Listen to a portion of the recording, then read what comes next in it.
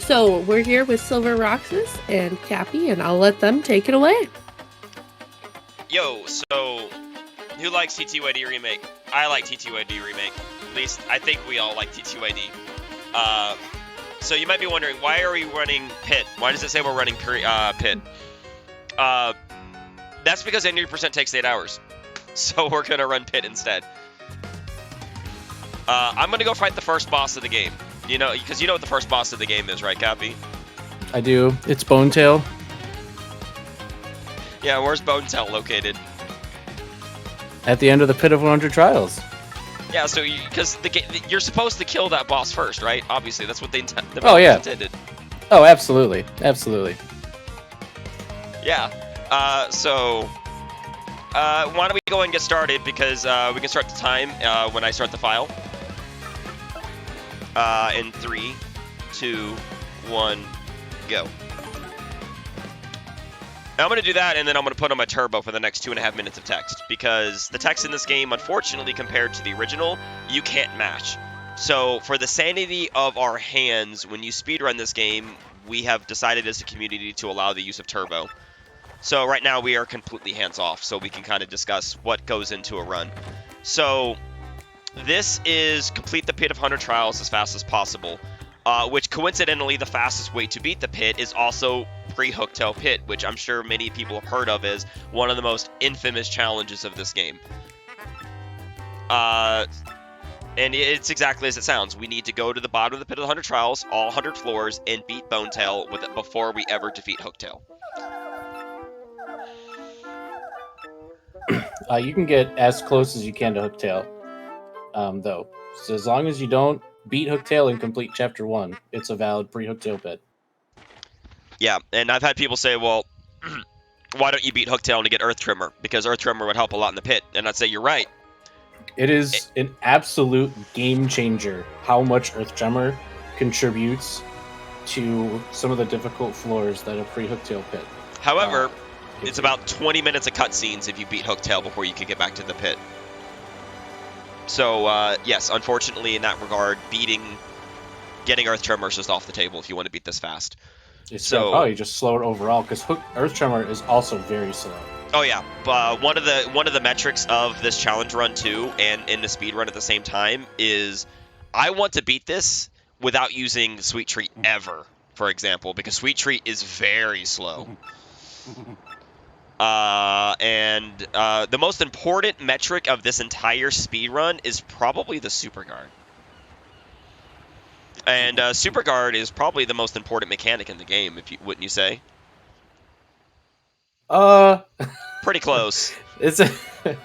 I feel it's weird because my knowledge of Super Guarding and my mastery over it is well known throughout challenge running communities. But like when I do a lot of challenges, I don't Super Guard a lot. But in these kinds of runs, yes, it's incredibly important. Because, as Silver said, you don't want to use Sweet Treat, and Super Guarding negates all damage.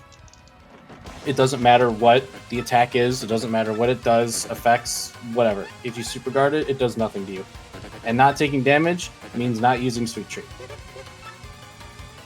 Yeah, and Sweet Treat is pretty much only used for emergencies. And here we're kind of like just, getting through some cutscene. We're going to go beat up a guy that's obviously Wario, but isn't Wario. He's actually not Wario. Everyone thinks he is, but he's actually not. He just likes, apparently. Hey, Roxas. I'm sorry to cut you off. Could you bump game audio down just a tiny sliver? Yeah.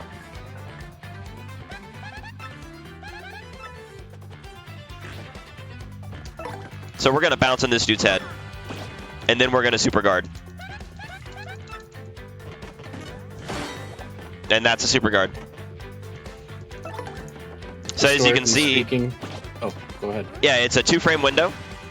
And compared to a guard's, I believe, 8-frame window. Yep.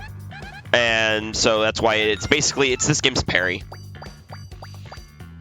Yeah, it's very strong. And something just to quickly note for those who have played the original, the remake does run at 30 frames per second compared to GameCube 60 frames per second, that means that the 2-frame window in the remake is actually a 4-frame window if you performed it on the GameCube, which is still incredibly difficult to pull off. It's very tight. Yeah, it's technically, it's slightly longer than the original. However, the counter to that is that it's also one less visual frame of animation. So in a way, it kind of balances itself out. So now here, just, because if you play T2ID, they don't know how to attack us, apparently. So they missed. We did it. So now we got about a whole bunch of more text. Very cool part is, in the original, there's a little thing in the background where you see a mob hit happen in the background, and it just happens. In the remake, apparently they wanted to make sure you noticed, because they're going to have Mario and Goombella turn around and look. So there's my favorite additions. Yeah, so there's the Mafia, there's the mob, and this is a mob hit. And they turn around and look at it. And you might be wondering what the text on the screen is. It's not Japanese, it's actually simplified Chinese. We have timed every single text in the game, and this is the fastest language that we use. Just in case people are curious, that's why it's in Chinese. Because text speed matters a lot. Over English, the entire up to here, I've already saved over 30 seconds compared to English. Just because it's on Chinese. Wow. Yeah, it's crazy. So we're going to get Goombella here. She is a very great partner. Probably the second best partner in the game, depending on the challenge that you do. It's a real toss-up between her and Yoshi. Yoshi's just ridiculous in both games, in both versions. But yeah, Goombella's great because multi-bonk and rally wink, because the best character in the game is Mario. And what's better than one Mario? Two Marios, and that's what Goombella is at max rank. She's just the second Mario. Yeah, which is pretty incredible. And having multi-bonk already, it's key to this run. You are familiar with the badge power bounce. Many player has done charge or power lift plus power bounce to deal massive damage. Well, Goombella just gets that for free without equipping BP, which is pretty amazing. It's also instrumental to this run. Because if we want to kill Bonetail reasonably quickly, we are going to be abusing Peril. And a wonderful, wonderful badge called Mega Rush P. Best badge in the game. Yeah, it's pretty good. I'm going to get over another change, but first we're going to go get some stuff. So we're going to go to the item shop, but we don't actually need to break the contact lens. So we're going to load up and buy a bunch of fire flowers. Because in one of the changes from the remake is they made it to where the fright masks are not available till after you turn in the contact lens. Which sucks. It's a huge change compared to the original. Fright masks can be a get out of jail free card for a lot of floors, particularly ones that are slow or dangerous. Not having that is tough. Notably, fright masks work 100% of the time on Amazy Daisies, which, if anyone has ever encountered one, they know how terrifying they are when they deal 20 damage to you. And put you to sleep. Yep. Fright masks are a guarantee to work on them. So not having those means those floors are way scarier. Oh, what is this? Oh, it's a star piece. We need 13 of these. There is a total of 15 available star pieces, and we have routed in exactly 13 of them, and the fastest ones available. Because we need to get 2 badges from the star piece trader. We need to get item hog, very important to the run, and quick change, also equally as important to the run. Yep. Quick change will let us not use a turn to switch partners, which is very, very important for on Bonetail, because that way we don't leave Goombella out to get murdered, hopefully. And also for other parts of the pit as well.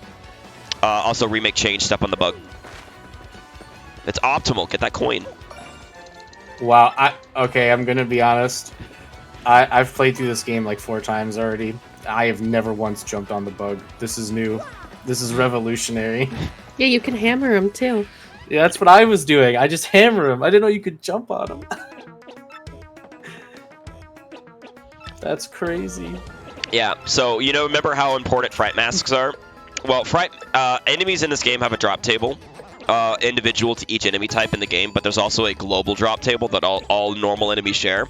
And there's a very key item that's on that global drop table. That's a fright mask, and we want as many of those as possible. So another reason why we get item hog to increase drop rates, which you got that in the original GameCube version. It's even more important in Remake because you really want to get good drops. Yep. Like, you need good drops. I mean, you can beat the pit without good drops, but like, there's a few drops that you're looking for every pit run. I mean, there's the god drop of getting another Mega Rush P, but good luck getting that. That's literally less than 1% chance. And the more common drop that you're really wanting to find that many enemies have is actually a power punch. Yep. Because power punch gives yep. you a +2 to attack. So, and something that we haven't mentioned yet about quick change is that when a partner is not out after a turn ends, their statuses don't tick down. So if you give Goombella that +2 from Power Punch and you swap her out before the turn ends, she gets to keep it indefinitely. At making her damage output, like, just insane. Well, it goes from 15 damage per turn if you don't miss a power bounce to a multi-bonk to 25 damage per turn. Yeah, I mean, what an increase.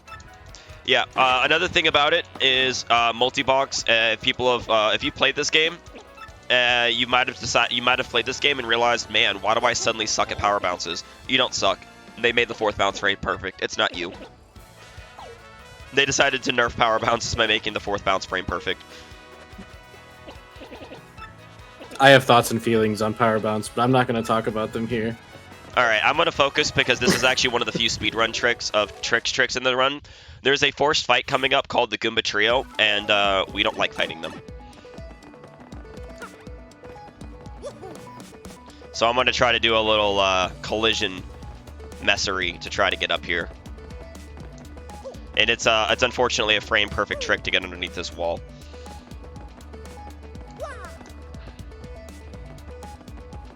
Well, I'm going to try it a few times.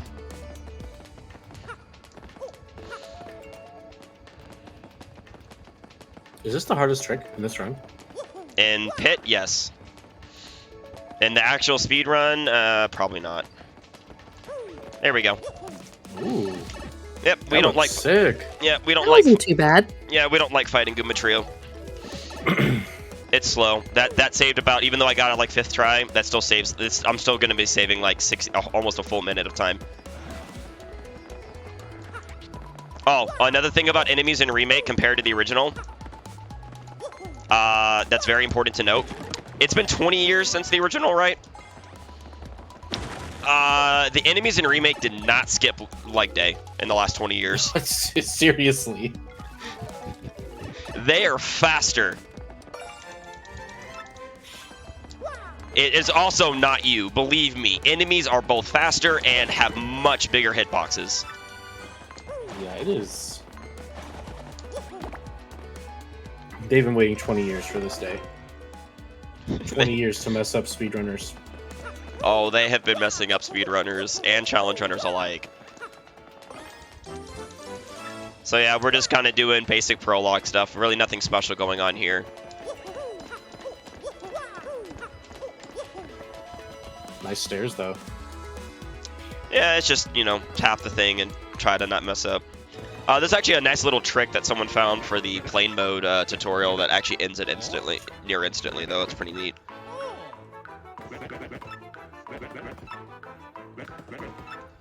Hey, when you get a chance, can you bump the Discord quality down a notch? We're getting a little soupy on the stream, so we're going to see if that helps. It's already on the lowest quality.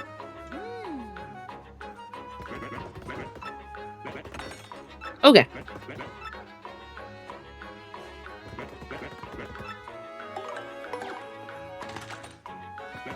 Yeah, so we're going to open this chest up.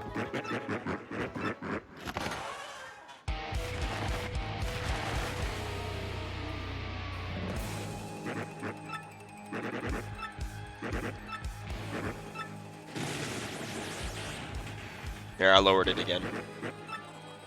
Let's see if that helps. I didn't realize it wasn't on 480. Anyway, we're gonna get through this little tutorial here.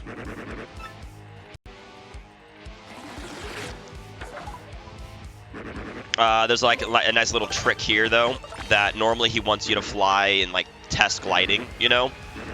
If you actually just flick the stick like this, left, and never go down, it'll end the tutorial almost instantly. Which is pretty neat, because otherwise it goes on for such a long time, we don't actually know what makes it be done. Wow.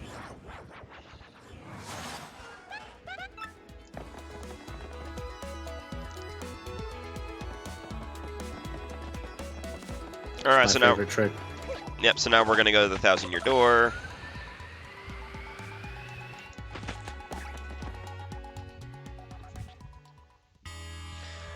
What's interesting is in the original game, we actually never got Sweet Treat. We would just straight up like do a skip called Blooper Skip and skip the 1,000-year door entirely. But unfortunately, that was patched out in the remake. Pretty much everything from the original was patched out of the remake, if we're gonna be honest.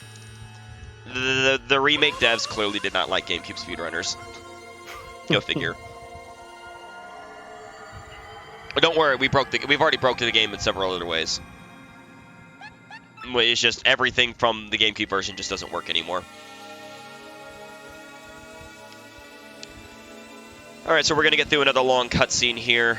So as you might have seen earlier, like I did pick up a badge, pretty lucky. That's actually gonna be sold. It does give you evasion, but generally speaking, evasion builds aren't really good for Pit because they're too much RNG.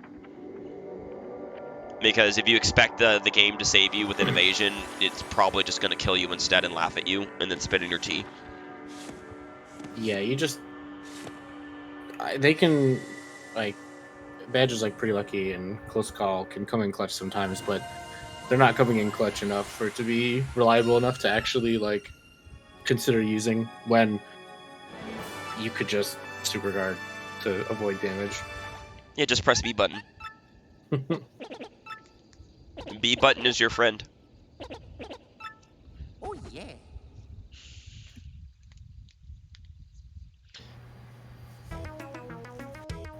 Oh yeah, and most cutscenes in this game are longer than their originals. If you compare them side by side, they've actually added a lot of cool, like, extra flair to a lot of the scenes. So, like, as a casual player, outside the slow text, I mean, I think Remake is the definitive way to play TTYD, absolutely. It's a great way to play it, for sure. Because you don't even notice the 30 FPS over 60, honestly. No. Not at all. I was just saying, actually, in intermission, that I think Remake did a great job on the casual end. Yeah, absolutely 100% agree with you. It's a delight to play casually. I mean, it's also fun to speedrun. I mean, there's some key changes from the remake for speedrun, for not just for speedrunning, for challenge runs too. One of the most important ones is they actually slightly nerfed SP regeneration. Oh, I feel like slightly is underselling. Wow, fair. It's pretty bad.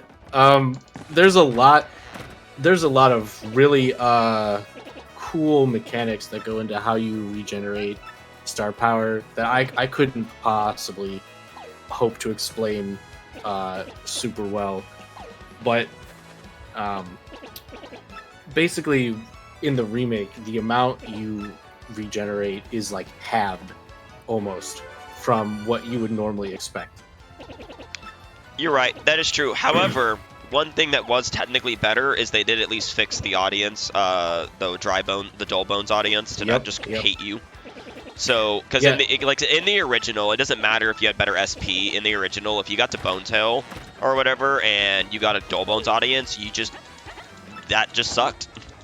Yeah, because you can only get star power from appealing dull bones in the original. In this game, they fixed it. Yeah, they fixed it. So now everyone gives star power, which is good. They give the least, but it's still good. Yep. All right, so we're gonna equip this badge because we do actually have to fight Blooper, a mid boss. And so if it's like the speed run, we've optimized every single fight to kill everything as quick as possible. Yep. And this fight is very easy. I feel like. Well, it's easy if you use a fire flower like you're clearly meant to. Yeah. If you don't use a fire flower, it can definitely be a bit more annoying.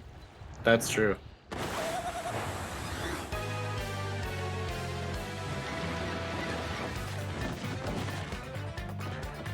So yeah, it's a pretty easy fight here. It's Blooper has 2 tentacles that you need to take out to drop him to the ground, so that we can power smash it. So Fire Flower deals 3 damage to all enemies, and they have 2 HP each.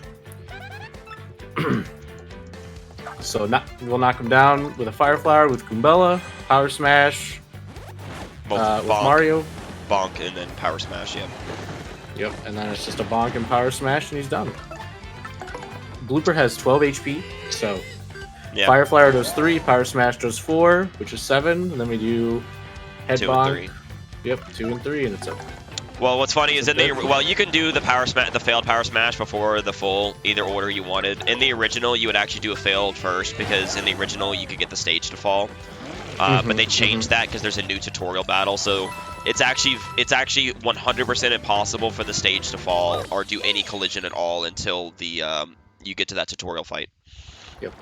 So because of that, there's no more quick blooper RNG. Because yeah, in the original you would do failed first in case the stage fell on them. Yep. Because yeah, that's a mechanic in T2ND for people that don't know. You're fighting on a stage, and if you do hard-hitting moves like Power Smash, use a Power Block, anything that shakes the stage up, there's a chance that the stage just falls, or like a lighting fixture falls, or something like that. And then there's also just a chance like a random Shy Guy jumps on the stage and pulls a cord and does something silly. There's a lot of mechanics behind it. It's like extremely complex for some reason. Yeah, it's wild how complex it is. Like you wouldn't think it's complex, but it's insane how deep it is. Also, right there, I jumped over a cutscene trigger just to get a little extra free distance out of it. Not a huge time save, but, you know, time save. Hey, look, it's the not first boss. Yeah. We're actually going to go... That's our second boss in the game. Yeah, we're going to go kill her sister first. The undead dragon Bonetail. Which in the original, maybe it was a translation error, but in the original was labeled as male, but in the remake has been confirmed to be female. So I'm not crazy. That's good to know. No. In the original, the title said male. You weren't crazy. Oh, yeah. That wasn't people just assuming that it was a male. It was straight up. It actually did say he.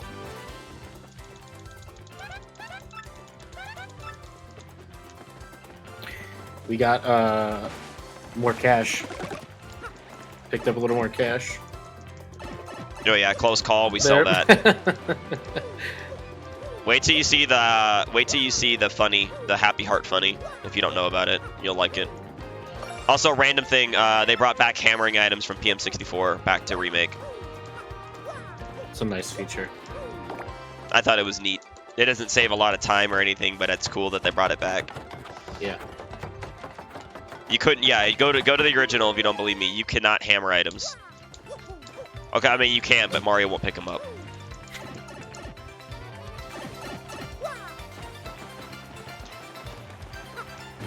We'll get that Fire Flower later on the way to Hooktail Castle, so that way it makes menuing better.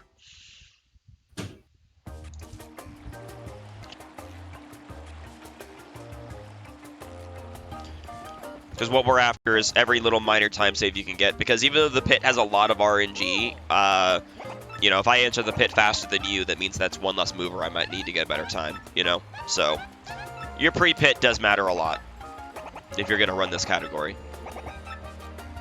And the cool part about it is there's a lot of flexibility. If you don't like my setup, make your own, you know? Take into the pit what you find most comfortable to take into the pit. Yeah, it's one of the cool parts of Pre-Hooktail Pit is that really there's a lot of flexibility on how you want to like which floors you want to tackle with certain items and badges. It's part of what makes this game so great. Yeah, well, the only inflexible part of Pre-Hooktail Pit specifically for the speed run is that it's pretty much like, you're pretty much locked into getting item hog and quick change for because those are just by far the most optimal for the speed run. For like casual doing yourself. Yeah, well, I mean, there's a case to be made for some of the other badges if you're doing the challenge casually. But in terms of the speed run, you need item hog and quick change. There's no argument. Yeah. It's 100% the most optimal badges. Period.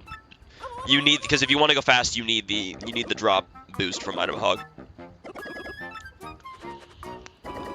because it really matters. Oh yeah, and speaking of drops, sort of very important thing we want to see in the pit is we need to see a dude named Charlington show up. And let me tell you, my boy, Charlington's mean in speedruns. We're not going to get into how mean Charlington is in the speedrun of him never wanting to give you Mega Rush that we need during the speedrun. But in Pre-Hooktail Pit, I don't know the percent chance, but every time you get to a 10th floor, if you don't skip it with a mover, when you get to a checkpoint floor, there's a chance that he shows up. I don't know. As far as I know, it's 50-50. He's either there or he's not, you know? And I couldn't tell you the exact odds. It feels like he's mean. The point is, we need him to show up at least once between floors 10, 20, 30, and 40. And the reason why is in the 40s, there's this lovely enemy that's just so much fun, that just brings such joy to every runner, you know? There's a lot of enemies that bring joy to runners. You mean, but how about an enemy that I can't damage with anything besides an item? Besides or super guard. Spiky Pear Buzzy? Oh man, they're so much fun. It's almost so much fun. I know, it's almost like it's also what's really also annoying is their super guard sucks. So yeah, you want Thunder Rages. I'm going to talk about this super guard actually for a second, because it's a really unique super guard. So in the original, this is kind of original versus remake too. In the original, a lot of super guards were very, hey, when an enemy is about to hit Mario, press the B button, like a Koopa or a Goomba, for example. And in Spiky Pear Buzzy was no exception. So there was a way you could kind of know who they're attacking, because it's kind of they fly pretty fast, so it's kind of hard to tell who they're attacking. But if you put a short partner like Goombella in front, their arc changes depending on who they're going to attack, and it's way more noticeable. And you just press B when they're about to hit whoever they're going to hit. In this game, the timing is way different. It's like if they were attacking Mario, who's in the back, you need to press B basically as they're hitting Goombella's sprite. Like as the Buzzy Beetle and the Goombella sprite are overlapping, you press B, which is way earlier than anyone would expect, which makes super guarding them much tougher using the method I mentioned earlier, because if they're close in the front, you have to press B. Like, you're basically guessing at that point. You're just pressing B and hoping that they attack the right person, because you don't have enough time to tell because of how early the timing is. Plus, I don't know what the devs were thinking with this one, but they nerfed Zap Tap. In the original, Spiky Pear Buzzies were affected by Zap Tap. So even if you couldn't hit the super guard, if they attacked Mario, you could at least deal damage. But now, I don't know, they drank an anti-electric potion or something, because now they're immune to Zap Tap. So you can only super guard them to deal damage to them. If you don't use have Thunder items. Rage. Or use Thunder Rages that we buy from Charlington. Yeah, so circling back to why we need Charlington to show up, is because I want Thunder Rages, thank you. I don't want to deal with them. And you know another reason why I have so many POW blocks going in? The POW blocks are notably for guys called Dark Koopa Trolls that have 25 HP and they reside in the 70s. The POW blocks are also there as an emergency backup to kill Spiky Pear Buzzies, because at least it damages them. Yeah. That's what I was going to ask is, have you thought about POW blocks since they work on flying enemies in this game? Yeah, it's just tough because they only deal 2 damage and Spiky Pear Buzzies have 5, so at worst, you're spending 3 POW blocks. Well, there's a decent chance, to be fair, there's a very decent chance that the stage will fall. and using 2 That's power true. blocks. There's That like is true. it's probably pretty decent odds. I mean, Jade Astro probably knows the exact odds, but it's pretty decent. Okay, so another thing about this. This is a quiz that we have to answer the questions on. Jeez, I hope I can get them right. I practiced so hard for this. I hope I can get the questions right. They're really hard questions, you know? Chat, he didn't study for the quiz.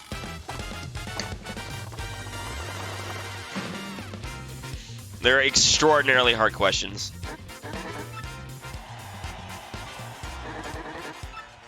Alright, we got this. It's totally the second option. Oh no. What happened? It wasn't the second option? I told you, chat. He didn't study. It's 8.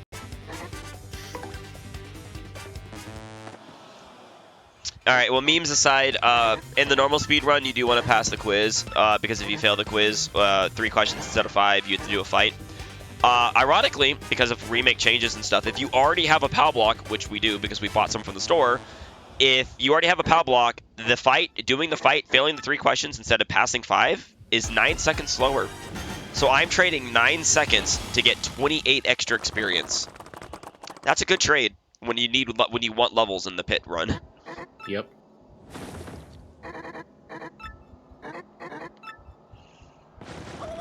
Just for reference, though, 80% does pass the quiz because you don't actually want XP because it messes up XP routing. Yeah, XP routing kind of goes out the window once you get into the thick of the Pit of 100 trials. Yeah, generally speaking, I will wait to level up HP as long as I can stand it. But, just because getting more resources is important. But generally speaking, we go for about 18 BP and then as much FP as we can. And then generally for safety, about 30 HP on Mario.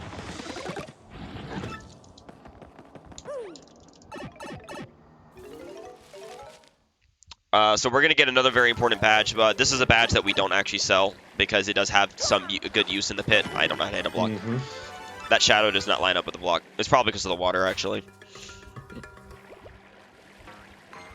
Also, unlike the original, water doesn't slow you down. In the remake, you can just run through water without slowdown. So that's neat. Yeah, so Silver just picked up multi-bounce, which is a 1 BP, 2 FP badge where you get to jump on every enemy with Mario for whatever his current jump attack is. So right now it's 1. Seems underwhelming, but certain scenarios, like locking dark Koopa Trolls, or even in Parabuzzies. Parabuzzies. You want to? It's mainly for it's for stun locking Koopa Trolls too, but it's mainly for the Parabuzzies to knock them all out of the air. Oh yeah.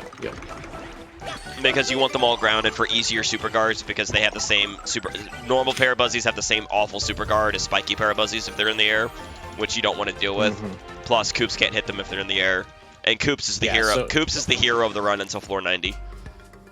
Yeah, so even you can even put it any enemy that's in the air that can get knocked down by Mario jumping on them is a good candidate for multi-bounce if there's more than one, so that Koops can attack them. Also, like Goombella, because you don't jump out of water, is she just drowning because like she's just at face, just like face into the water the whole time? Asking the real questions. Mario's just walking out through water and it's fine. Goombella's.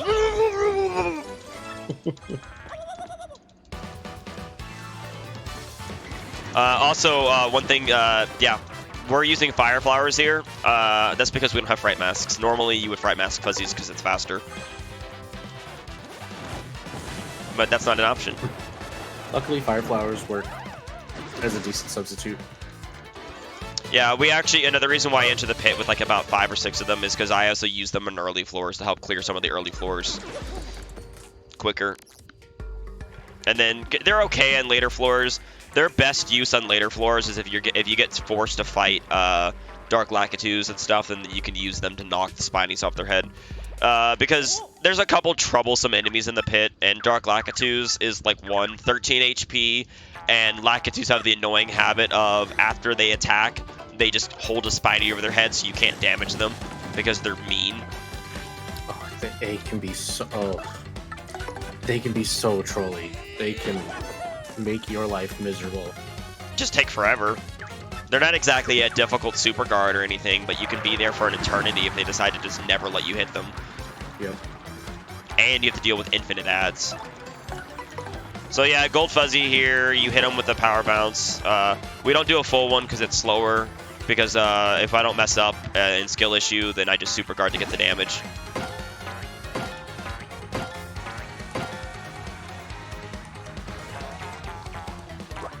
Oh, I missed it, rip. It's kind of It's an annoying super guard. Tough because he's coming out from the horde, so. Yeah, I miss it sometimes. It's not a big deal. If you miss it, you just use a Fire Flower, and it just means I have one less in the pit, but it's not that big of a deal. Yeah. It's a pretty nothing fight, to be fair. It's not exactly a hard fight.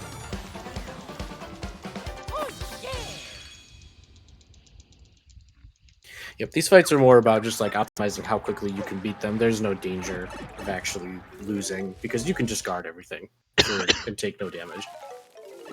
If it came down to it. Yeah.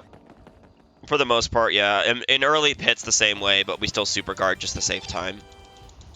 The name of the game is actually going to be Peril Manipulation. Actually, that's one of the biggest mechanics in the pit.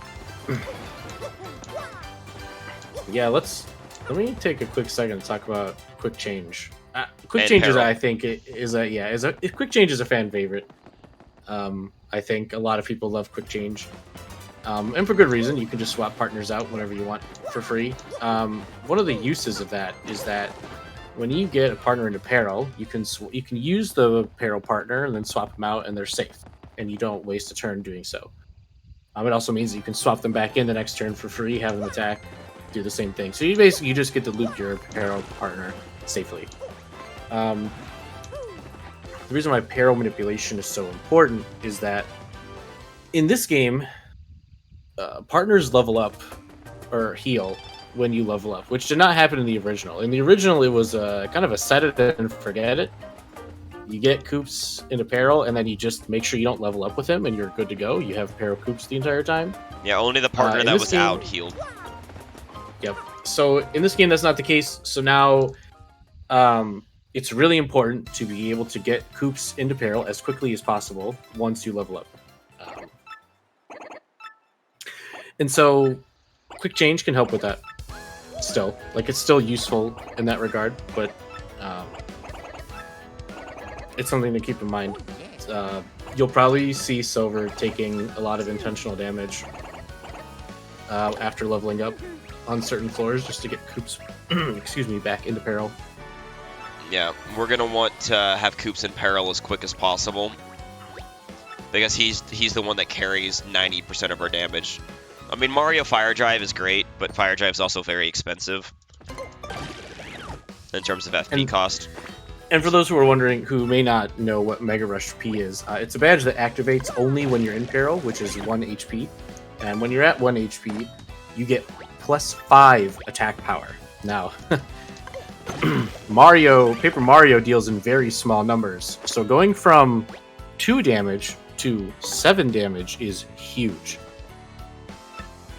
And that's why getting back into peril is so important after leveling up, because fights go from 4 to 5 turns to 1 to 2 turns.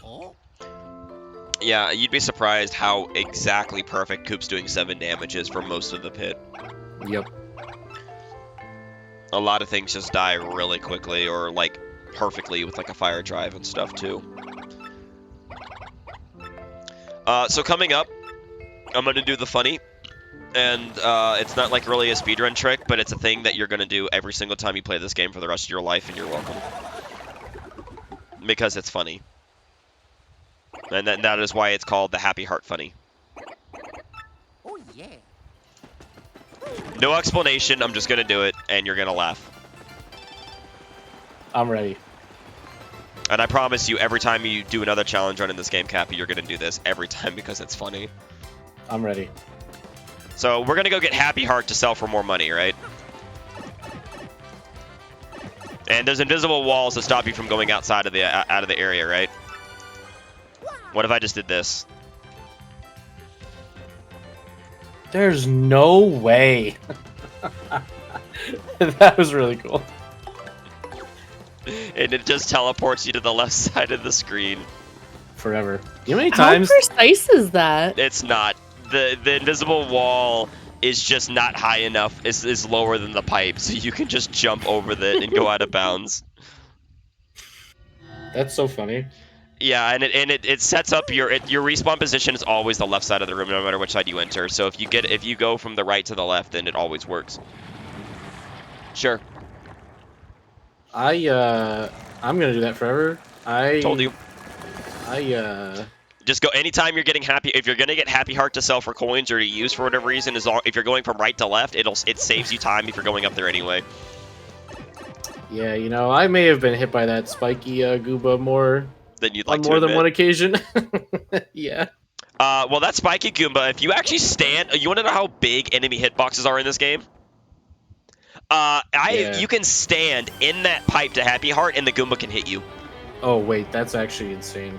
Yeah, that's how big they made the hitboxes. You're not safe just standing in the pipe. The dude can just walk up to the pipe and still touch you.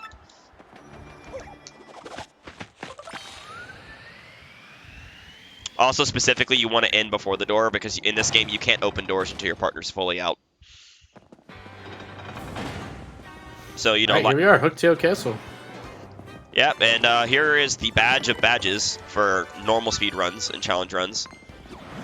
It does get some use in this run, mainly for, like, you know, bats and stuff. It is useful to have on Mario just to help kill enemies quicker. But it's not broken on Mario in this run. Nope. I mean, that's kind of how it was in the original too. It's just much harder to pull off a good power bounce now. So the supplementary damage can be a little diminished, but once you get used to the weird frame perfect bounces, Yeah. So we got a little mini mid-boss here. If you do actually stay in this room forever, you will game over. This is one of the fake game overs. One of the ways to game over without being in a fight. Just a little random fun fact. Stand around there and you'll actually game over.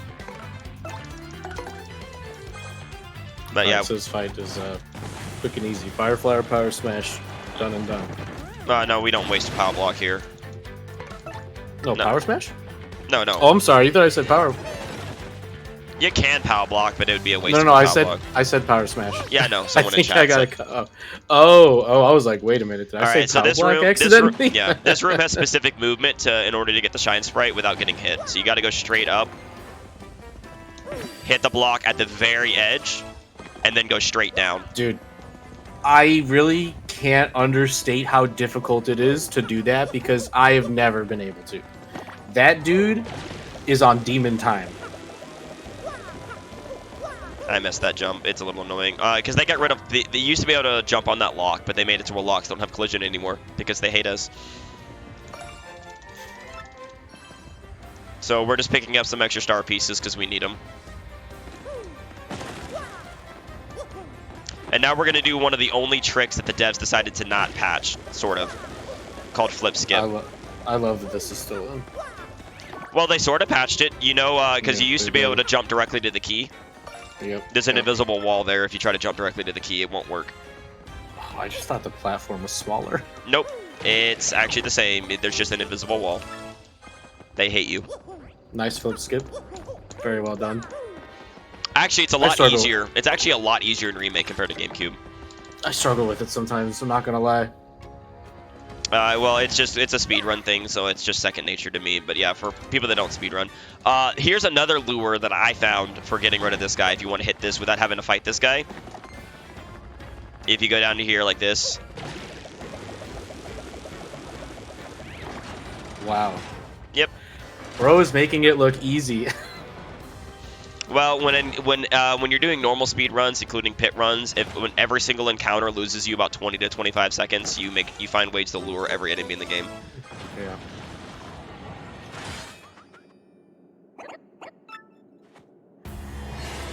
Oh no, spikes. Whatever will we do? Hey, I'm scared. Hey, look, a mysterious cracked wall. I wonder what's behind there.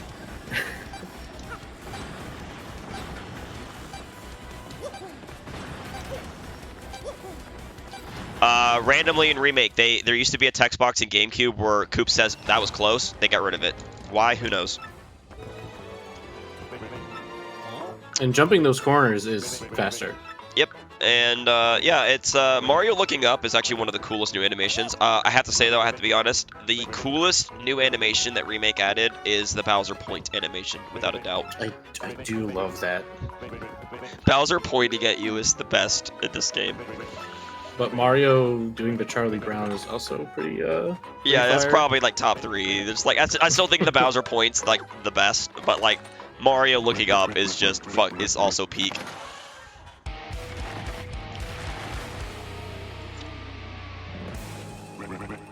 So another change in Remake is they reverted back to the original Japanese intent of the game. So Hooktail's now afraid of frogs instead of crickets, which is fine. We are still gonna get the frog badge. We're not gonna, but we're getting it just for the sake of money. Yep. A lot of badges actually. A lot of badges. Badges sell for quite a bit of money. So selling any badge you don't need is just super useful because you need that money to buy Thunder Rages from Charlieton. Yeah. One thing we used to be able to do in the original was duplicate shine sprites by getting on top of the block, but they patched that, so because of that we have to actually go all the way to the top of Hooktail Castle to get all the shine sprites now. Another little easy lure there, you just kind of sneak out at the right distance, he'll see you, but then he can't reach you in time. Because in the GameCube version you would actually leave Hooktail Castle right now, because you just duplicate the first shrine, the shine, and then you would get a shine in one of the shines on the way from West Rogueport. Which they got rid of, unfortunately. But we made do. Actually, yeah. So there was a glitch called Hazard Respawn glitch that one, as Silver mentioned earlier, allowed you to skip Looper entirely and skip Sweet Treat. But two, it also allowed you to get to West Side Rogueport early, which gave you a lot more resources in general. So even the speedrun and just like the challenge run, both are made a little more difficult now that you don't have access to all those resources. Like it was quite a few. You got like six star pieces, a shine sprite. Yeah, there was enough shine sprites with Westside that if you wanted to, Yeah. you could upgrade both partners if you really wanted to. Yep, which is huge. The speedrun never upgraded both because you don't need them, but it was an option for people wanting to do the run and learn it. Yep. You get an extra FP plus, which is a lot of money. Oh yeah. So, and you have access to the West Side Shop, which sells live streams. Not that you need them for this run, but anyone who's like learning, having being able to get more than just the one in Hooktail Castle is really useful. Yeah, I actually won't be getting it because it's not even worth it. It's not even worth it to sell it. Nope. And live streams just get in the way because one of the remake changes is they made it to where if your partner dies at the end of battle, you gain 1 HP back, which sounds like it's a huge buff, and it is. It does make the run a little more lenient. It means you don't need dried shrooms or a lucky heart drop to revive Coops. If they died, you can get instant peril. It's just slower if he dies in a fight and you have to run to get him to peril, so there is a bit of a skill ceiling there now. Skillful peril manipulation will always be faster. But the problem is when the level up thing means you can't keep him in peril forever, so it's like a balance to that. But because killing him is a good way to get him to peril, that just makes live streams pointless. Because he would just eat your live stream up. Yeah, it's like... Yeah, no, you can't make window jump. They patched window jump, too. I never in my life did window jump, by the way, because it was a terrible, terrible risk versus reward. It saves 7 it saves 7 seconds. If you missed it, you lose 43. That wasn't worth it. That's 6 times risk versus reward, which to me means don't ever do it. I mean, you could, but you know. I think one of the biggest things of speedrunning itself, separate from challenge running, is in speedrunning you have to look at the risk versus reward on a trick. Yeah, oh yeah. Going fast, is kind of important in a challenge run, but it's going fast is only important in like the really ultra hard stuff. And I don't really show it. It's good to take your time if you need to. Yeah, so we're gonna just grab some Reese's here. I do grab the extra FP honey syrup because it does matter. It's early on, so sometimes you need that FP.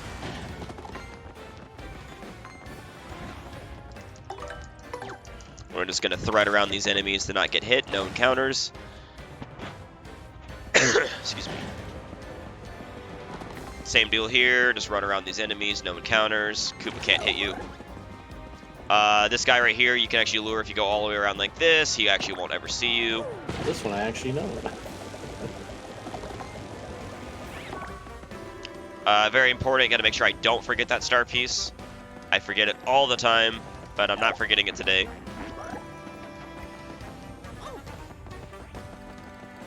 The new addition to the teeter animation is actually better than you think because it helps you not run off that ledge. Yeah, because you could just run off it immediately.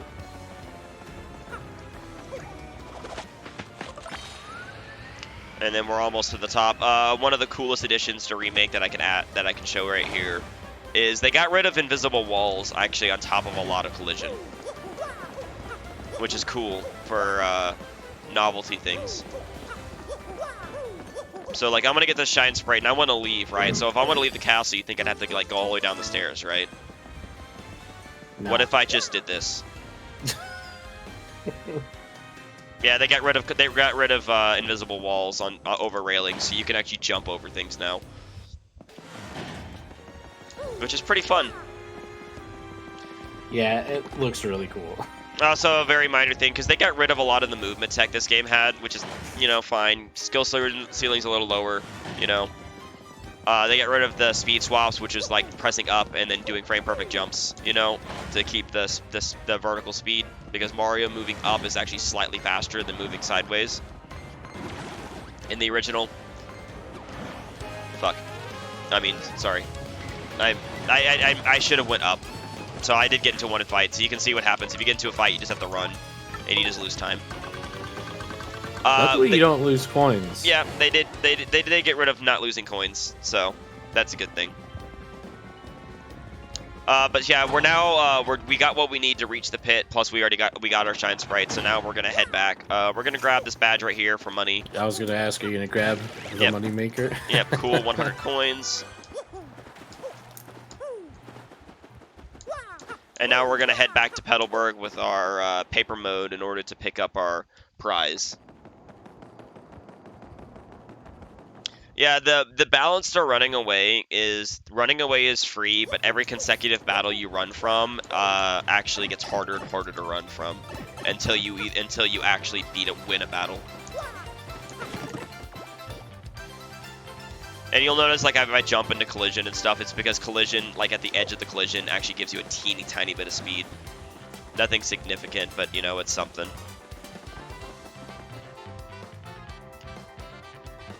Gotta take what you can get. Jumping at the edge of that bush, you can see it's like a little collision push. Gives you an extra frame of speed.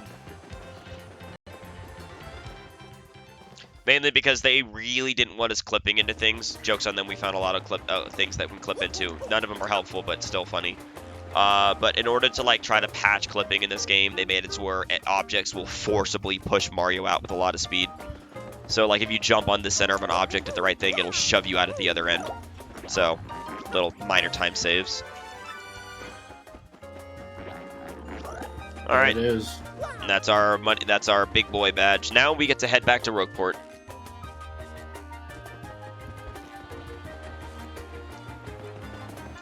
Another thing you might notice is like I jump off ledges and stuff because for some reason in your remake they made it to where when you run off a ledge you lose a lot of speed. So you want to jump to go down ledges and stuff to preserve your speed.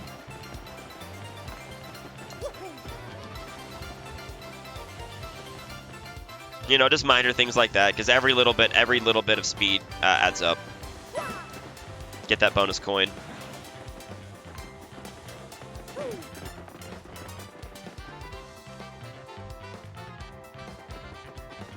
Oh yeah, there's clips. They in the only patch they patched a couple soft locks, which is fair. And I'm gonna go buy the pipe to rogue port, pick up an extra star piece. And yeah, we're almost there for the pit. I don't know if there was a bid war for putting on the Nostalgic Tunes badge or not, but I need to know about that if there was. There was. Let me go check the result. And if anyone wants to real quick try and change it, Yeah, they the can. donate link is in the chat. Because I got like a minute or two before I'm at the badge shop. Like a minute to buy it. Should have said something sooner, but oh well. That's all right. I actually love the remake soundtrack. I think almost everything is a banger. Not everything's perfect, but I am glad that there's an option for the nostalgic tunes. I'm I got in some agreement. feelings on the Chapter 8 facility. But other than that one, I think I love overall. Yeah, I love. Yeah, the remakes soundtrack is. It's great. I like it a lot. Oh yeah, I think they cooked really hard. But if there's a clear winner, I do need to know because I have to buy the badge now. I'm not seeing any other donations, and so you do not have to buy the badge. Good. I actually prefer remake music. Let's go. For Pit specifically, because they actually change it to where Pit music changes the deeper you get, slightly. Yeah. So I do like that better. Yeah, I love that. So yeah, we're gonna sell most of our badges here to get as much money as possible, and then I'm gonna go buy one badge. Unfortunately, it was not on sale, but it's in the box. At least it should be in the box. While you're buying badges, I'm going to step in just a second. If you didn't get a donation in time for that, we do have some cool incentives coming up for the next run. A shark costume, some sunglasses, a bonus incentive that I don't even know what it is. It's going to be a great run. Not that this one isn't. We're just getting ready to hit the real thick part of this one as far as I can tell. But Oh yeah, we're headed to the pit right now. We just got our last star piece. All we have to do is upgrade Gumbella and straight to the pit. Cool. Just in case giving money to charity and saving the kids isn't quite enough, there are cool incentives still. Get those donos in, fam.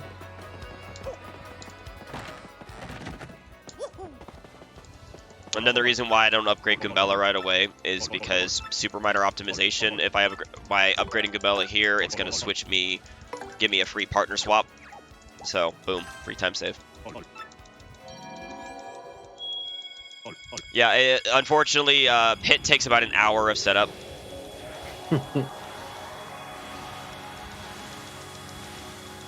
Then the rest of the run is Pit. So the fun is indeed about to begin.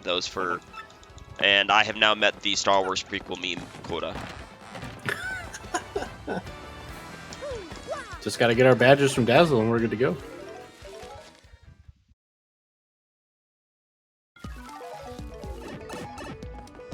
And I am pretty certain I did not miss a star piece, so we should be fine. You didn't get the one behind Dazzle, right? Well, I'm getting it now. Oh, okay. I didn't know if that was like a backup. No, that's one of the ones we get because it's so quick. Yep, we did not miss a star piece, so we are good. Nice. The quickest backup is the one behind Gus. You pay him off and go get the one behind there. And if you miss 2, then you go down to the pit. And if you miss 3, well then you're gonna go find the one you missed.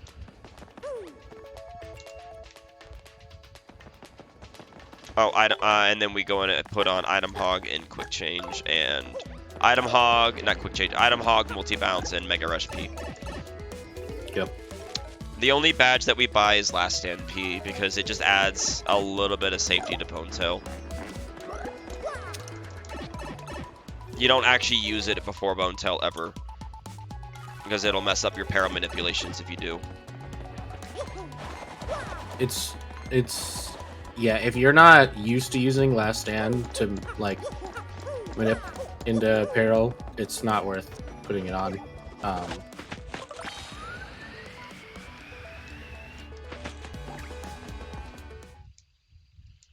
Otherwise, it can help on the really high damaging enemies. Yep, free little unspin by jumping on the spring. Yeah, that was pretty cool. Slick looking. Yep, jump over this using the spring. Little minor time saves, and we right. are into the pit at looks like 58 minutes. Yep, that's a good pit entry. Anything under an hour pit entry is pretty good. I don't think I've even gotten a 57 pit for yet, because if I hadn't gotten that encounter, it just would have been a lower 58. I don't think I would have gotten a 57. Yeah, so early on in pit, I just level up. I go to level 3. I don't bother paralimping because I'm already over halfway to level 3. Yep. I should have first strike this enemy, but it's fine. I have every pit floor memorized for what enemies they're going to have. So I actually know every single floor that's going to happen. Oh, you might want to actually explain movers. Yeah. Also, really quick, I just want to say every pit floor has 3 different loadouts, is what we usually call them, enemy loadouts. So They are also unchanged from GameCube. Yeah, they're unchanged, and they're all the 3 that you get is dependent on the overworld enemy. So this one is a Spinia.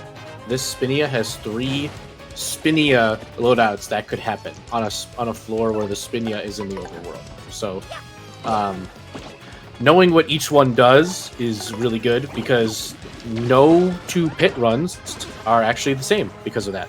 Because there's 3 different ones every single time. Yep, and then let's talk about movers real quick. So movers. Oh man, I wish I remembered the percentage chance. But 5.1%. 5. Okay. So every floor, there's basically it's rolling a nat 20 on your d20.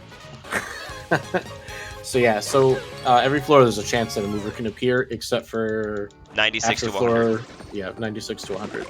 And you can either, when you get a mover, you can just skip that floor for free. No enemy appears on it. You can either take 2 floors, or you can take 5 floors, and they cost 20 coins or 50 coins. I'm sorry, it's not 50 coins. 10 and 30. Right? It's 10 and 30. I was like, whoa, those are, wait, I'm inflating the prices. Like the remake does. Okay, so yeah, so movers, besides being as optimal as you can with your battles and your peril, movers are how you go really fast in the pit. So you want to see a lot of them. Because skipping 5 floors, especially if you skip really long floors later on in the pit, those are huge time saves. So we're talking like half an hour you can save. Get a pretty lucky drop, sure. That's really rare, just FYI. I'm not going to use it. I'll pick it up, but because if I have the extra BP, I might as well throw it on. You know? But I sell it for coins because it's not that great. Yeah, but just know, getting it back, even though the guy was holding the item, it was very unlikely that he was going to drop it. Yeah, even with item hog equipped, it just increases it a little bit. Anyway, go back to mover, sorry. Oh, actually, I want to point out, this is another use for multi-bounce. Being able to, like, 1-round these early floors with a non-Mega Rush B Koops and Mario, because they deal 3 damage, and a lot of the Spinias have exactly 3 HP. And it's also a good way to do it, to... we're also picking up all the money from drops because of Charlie. Yep. So yeah, movers. Skipping 5 floors is usually the play. I'm sure there are scenarios, Silver, where you would rather pick 2 or not. It's only skipping 20. It's only if you're going to skip floor 20. Otherwise, you just take 5 and deal with it. Everything, okay. Every other badge is skippable.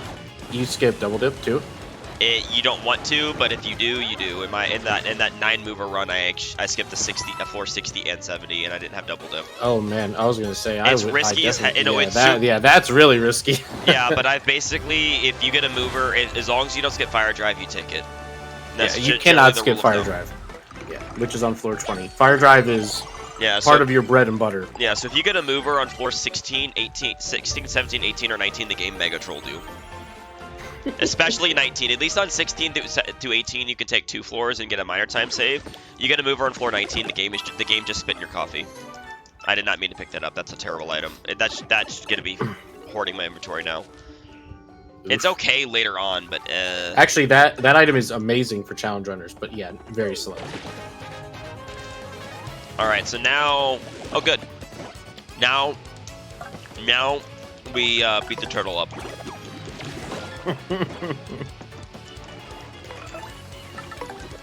Kill my turtle, please. That's Mario. He has 5 HP now. He's taking 5 damage, so I gotta be careful. I want him to beat the turtle up. Thank you. Normally, it's like you would want to like peril manip it perfectly, but I'm at the point where I'd rather just do this. Because I can kill him in one turn, so I'm fine. Just kill the turtle, please, you know?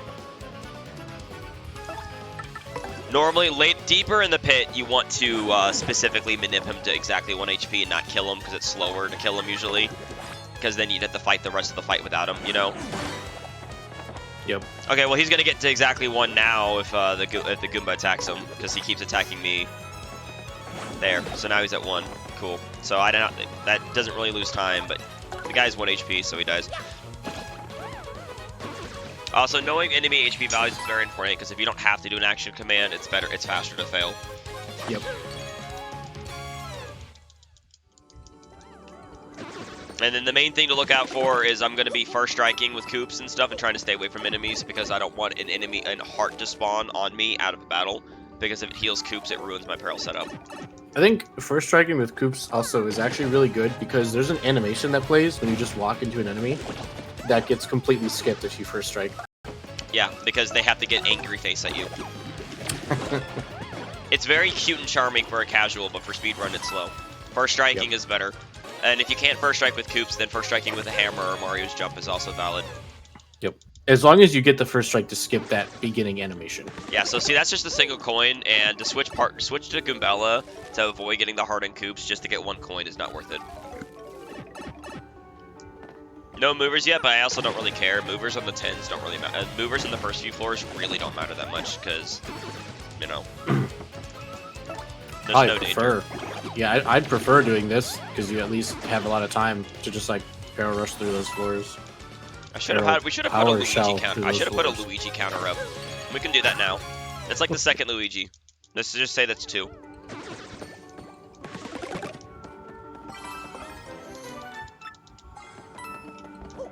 Take a honey syrup. Oh, absolutely. Because it's also consumable, which means if Charlie shows up, I can get rid of it easily. Yep. Alright, this is floor 9, by the way. You can actually tell. So the way the overworld enemies work in the pit is there's 4 enemies and then a 5th overworld enemy, and then it loops through the first 4 again. Except for floor 80, because floor 80 is weird. And 90. In the 90s, because you get elite wizards 3 times. And well, they're just the middle enemy. The 80s are even weirder. Oh, that's true. They do. Yeah, you get the Spunnia twice, right? Yeah. 85 and 86. Yeah. And 81. Oh, hey, Charlie's here early. Hell yeah, dude. That's wow. Good. And that means and I have open inventory spots, so I always check my inventory. But yeah, so now I'm just gonna, even if I can't afford a mover now, I don't care. I want 2 Thunder Rages. Every time Charlie shows up, you buy as many Thunder Rages as you can afford. So we are actually safe from spiky Paraboses. That's good. Yeah. And this is a badge you can skip, but I will always take it if I'm at the floor, because Sleep Stomp can save your butt. Yeah. Ooh, let's talk about Sleep. So, Sleep got Omega buffed in the remake. So in the original, when you put an opponent to sleep, every time you attack, there's a chance to wake them up. In the remake, now a lot of different moves have different chances of waking up enemies. And it just so happens that all of Mario's attacks and all of Mario's partner's attacks do not wake up enemies. So if you put an opponent to sleep, they are locked forever. And it's longer too. It's 5 turns now instead of 3. Well, it's actually it was actually always 5 turns, but now they nerfed Sleepy Sheep to do 3. So Sleepy Stomp is just insane, and Sleepy Sheep is also good, just now 3 turns instead of 5, like it used to be. Oh. Fair enough. I mean, either way, though, the fact even having 3 turns of sleep gives you 3 chances to like lock an opponent into sleep if you so desired, and that is just insane. Boat streams are really not that good. They're just inventory hoggers. Yeah, as you can see, Silver's flying through these floors now that he has Paracoops. Yeah, well, I was hoping to see if I got a floor where I didn't need to use my honey syrup, but I did, so I'm gonna use it. Using it in battle is a little slower, but there's just a chance why I wouldn't need it. I mean, Coops doesn't even need to hit the action command to KO these enemies right now. Yeah, it's slightly faster, as I said. If you don't need the damage, it's faster to fail than it is to succeed. Drop 1 FP, that'd be great. Nope, okay, I might have to use my other honey syrup. That's fine. That's why they're there, because sometimes if you don't get FP drops in early floors. Alright, this is 14. You can actually first strike this cloud. It's, the ice clouds you can't first strike with Coops ever. They just won't go low enough. So trolly, dude.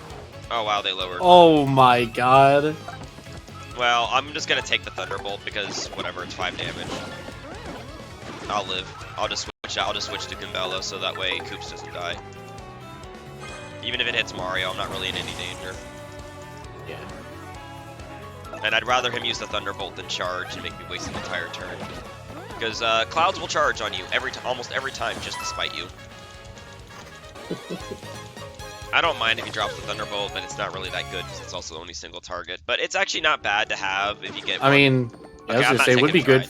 I'm not Would be taking good for those poison pokey or like the single spiky Parabuzzy. That can show up, yeah. Because Spiky Berries Spiky Parabuzzies on every single floor, but Flame Bubble floors in the 40s can show up with the other enemies. They can show up on 41. They can show up on 41, 42, 44, 46, 48, 49. No, wait, no, 47 and 49. And the notorious 45. Well, the 45 is get... where they're guaranteed. Yeah, and that one's the one that everyone hates because that's the only floor where you can get 4 of them, which is why you really want a Thunder Rage. If I have Thunder Rages and I have to fight 45, I actually want 4 of them to spawn because it's the most star points at that point. But that is true. Tarantulas actually don't scare me.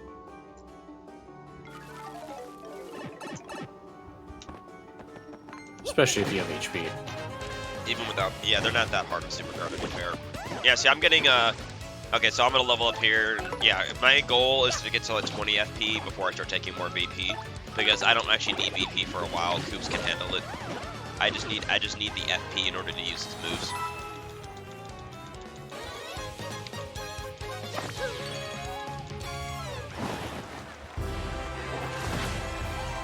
No movers yet, but as I said, it's not a big deal. I mean, getting a mover early does save time, but you would definitely save a little more. Yeah, if I could choose my movers later on. If I could choose my movers, I would get them only late pit.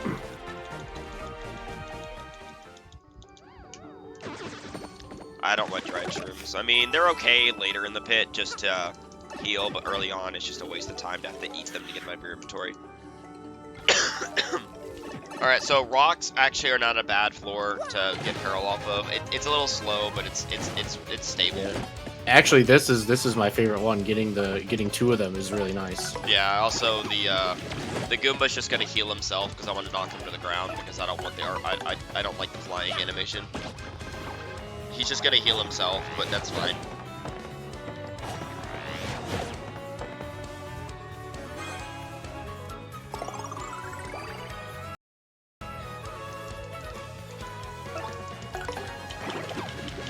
I'm just gonna throw out Coops quickly. Mainly because I want to damage this guy a little bit. Actually, you know what? No, I don't need to do that. I actually need to Peril Manip. That's fine. I can just Peril Manip.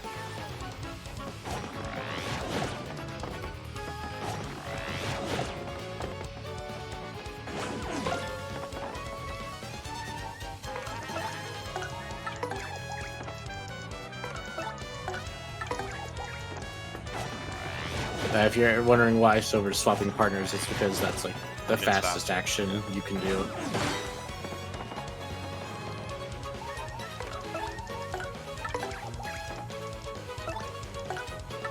When you don't have quick change, it's the fastest option, yeah. Alright, now we have Peril. That was early. What? I think you frame. might have hit. I think you hit the earliest frame you could for that super guard. Yeah, it's weird. I'm actually better at super guarding on Goombella than Koops just because I do it all the time. But yeah. That's definitely a thing for sure. So yeah, now we got Paracoops again. That's probably the best for the 20s. teens. That's the best. That one, well, I that think. or getting a bunch of just Goombas that only target Koops. But as we saw earlier, that doesn't always happen for you. Yeah, there's definitely floors that are better to get Peril off of. Like, this is more of an annoying one because the Piter is just not hittable. Yeah. So it's like, whatever. I'm doing that because that's probably the same as defending. He's gonna go down. Koops has an in at 1 defense, so just for safety, because it's not in a Tarantula, I just guard it, because that way he can't possibly die. By the way, the reason why Silver knew that Piter was going down is that Piters swap their position every turn. Oh, just wait till they Tarantulas and I manipulate them. Oh, heck yeah, bro. There it is. That's what we like to see. No, I'm gonna get rid of that Sleeper Sheep.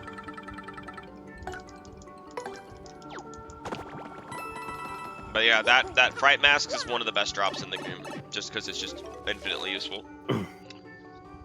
Floor 19. Okay, we didn't get a Troll Mover. Good. I didn't really want a Troll Mover. Troll Movers make me sad. Nice easy floor too. Yeah, it's a mix of you want easy floors versus sometimes it's okay to get like a little harder floors if you have the FP because then you can get more XP out of it. Yep. It's a careful balance. No movers yet, but like through the 20s, it doesn't really matter that much. As I said, what matters for the movers is when you get movers past the 60s, because that's when things start taking a long time. That's the second Dizzy Dial drop, and once again, I don't want to. That's easily one of the worst items in existence. Yeah, Dizzy as a status is just tough to fight for when enemies could just hit through it. Fire Drive, my beloved. Literally, Yeah, that's your triple S tier badge in Paper Mario. Like, it's unequivocally one of the best badges to ever exist. Well, okay, we might be getting a little ahead of ourselves. It's great. Challenge. It's definitely triple S when it comes to early pit runs. Yeah. I mean, Yeah, I know it has a lot of fall off issues for like full game. I get that. Yeah, it is in the Pit of 100 Trials, especially early. The 5 base damage and the ability to pierce and hit things, and we'll talk about how it destroys wizards, dark wizards and elite wizards later. But the ability for Mario to do all that, even with the steep 5 FP cost, is it's actually insane.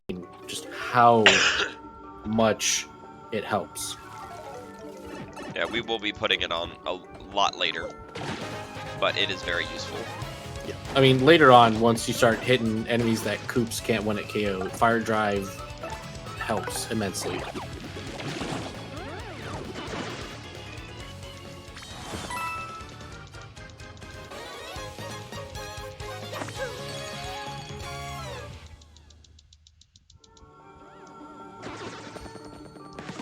Good money drop.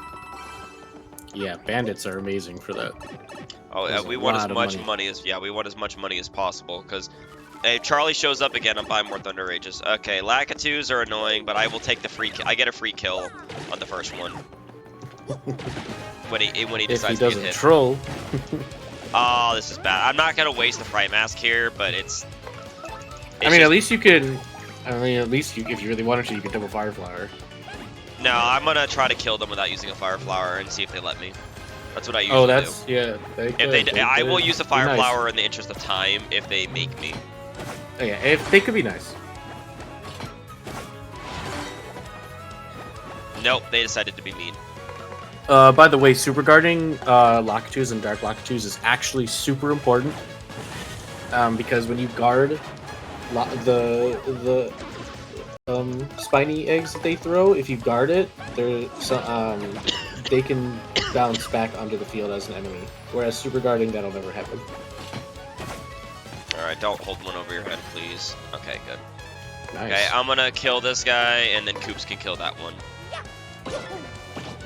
But that's good. I don't need to waste more. Yeah, that wasn't bad. Yeah, I don't want to waste another Fire Flower. Well, he's gonna make me waste the turn because he's mean.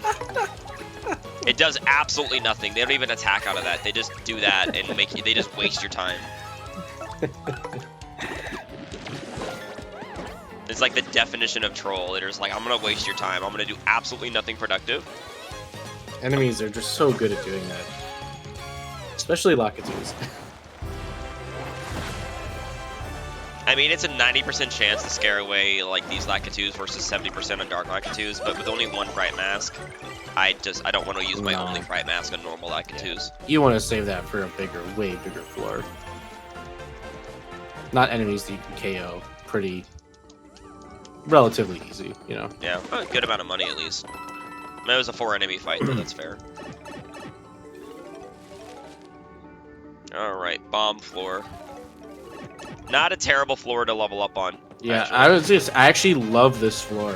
I love the bombs for getting Oh, hoops but there's a barrel. freaking, you know what? This might be okay, though. I'm gonna blow this one up. I have a reason for this, because it's gonna, it'll piss that one off, and I don't think he'll use his, thing. You know, No, he will. I think he's gonna kill himself. Oh, he's not. Okay, so If he uses it on himself, he'd blow up. yeah. So if you inflict a status on an angry bomb, they just explode. So sometimes bombs will use an item on themselves, thinking it'll help them when they're angry, and then they just, you know, explode. Boos are was annoying kinda- to get peril off of because they may not always attack coops. Yeah. I Any enemy that doesn't just attack the front all the time can be pretty annoying to get peril off of.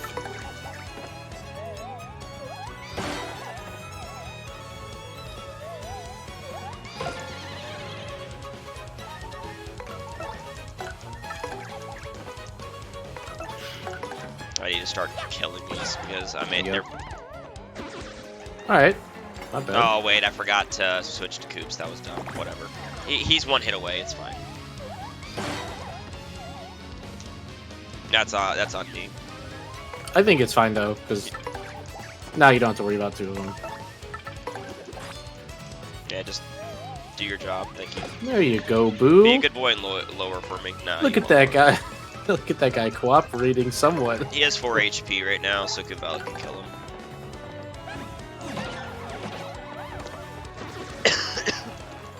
Yeah, it's nice. Honestly, when they cooperate. that was a good floor. It could have been a lot. No, it could have been extremely worse. Bandits, The boos, bandits are The bad. boos were quite cooperative. Bandits are really bad to try to get peril off of because they're just gonna steal your money. Yep. And you can't even guard with Coops because of his innate innate. defense. Yep. So he just takes no damage. 25. Still no movers, but it's okay. Look at me. Look at me. Look at me. Bro. Nope, didn't even get the first strike. But you can. It's kind of hard to first strike in this game because you can't hold coops. But you know what? I didn't need it.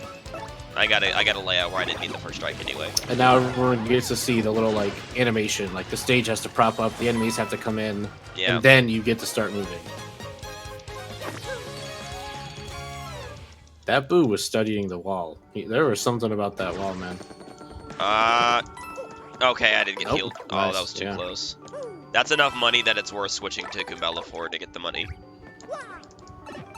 Yeah, that was a little close for comfort. We're on 26 now.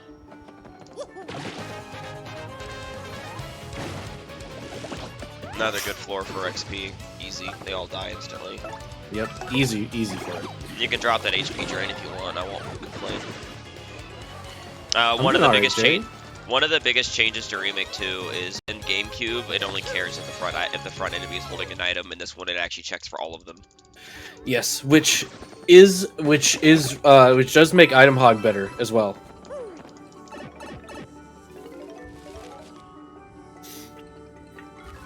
Yeah, I'm seeing some Challenge Run community members in the chat. Glad to see y'all here showing some support. Oh yeah, always great to see good faces. Do this. Nice easy floor there. That was 27.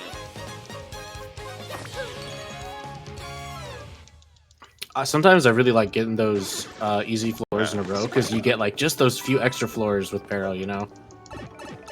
You can tell how much I love spite pouches. Unfortunately, I would have liked a mover to get rid of, to not have to deal with Lakitus. And another quad Oh Lakitu. my god, the game is trolling. Yeah, well, I have FP right now, so I'm gonna take the guaranteed kill. Yep.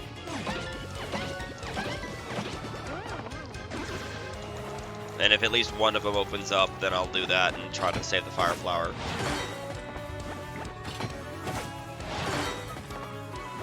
Okay, yeah, so one of them's gonna let me kill him.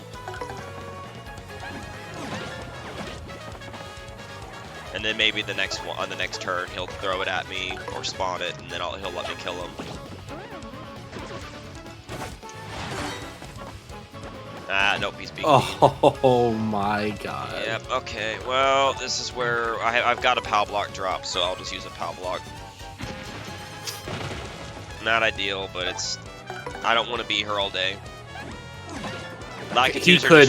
He could seriously do that for like... Ever. 5 extra turns, and it's just suffering. Yeah, he can be impossible to kill with that items. Or a partner that can hit up there. Which, you know, we're a little early in the game for that. Mushrooms are actually surprisingly good, so getting mushrooms isn't bad. I was gonna say. No, it's... Cool. No, dried shrooms are kind of eh, but like a normal mushroom can be useful even on Bonetail. Yeah, absolutely. Okay, this is actually... no, this is a good level up floor, because this is 29, which means I'm going to get Dark Koopas to get the Peril off of. And those are amazing. Yeah. Now, Dark Koopas, the Omega God drop is from Dark Koopas. They are the ones that have the Mega Rush P. If they have it, you are celebrating the biggest RNG of your existence. Yeah, because that's plus 10 damage. Yep, I have seen it in GameCube before. I've even gotten it in GameCube once before. It feels great. It's like, it is just it is an absurd amount of extra damage. Repel Cape is not worth it.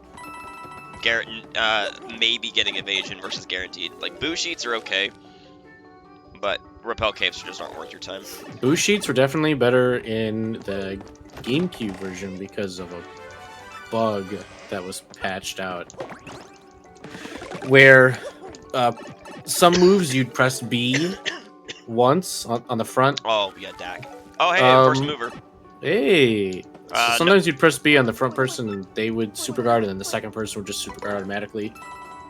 The game, for certain moves, no rhyme or reason why, certain moves the game would if they couldn't hit the front person, the second person just did what you did last time. So if you super guarded last time, and Bonetail uses Breath, because Bonetail's Breath is one of those moves, then the back person would just super guard. So you could just slap on a Boo Sheet and be guaranteed to live for like 2 or 3 turns, because no matter what Bonetail did, she couldn't damage you.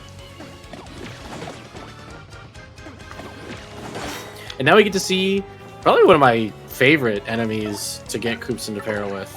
It's one of the easiest by far.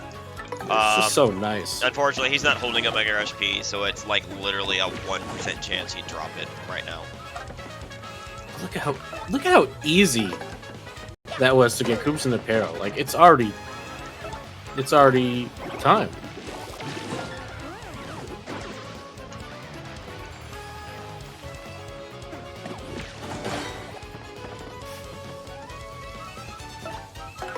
Yep.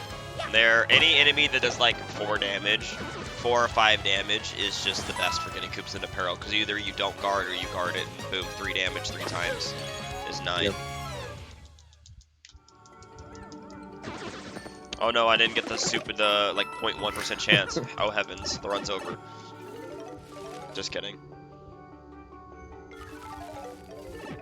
Nope, 37 though.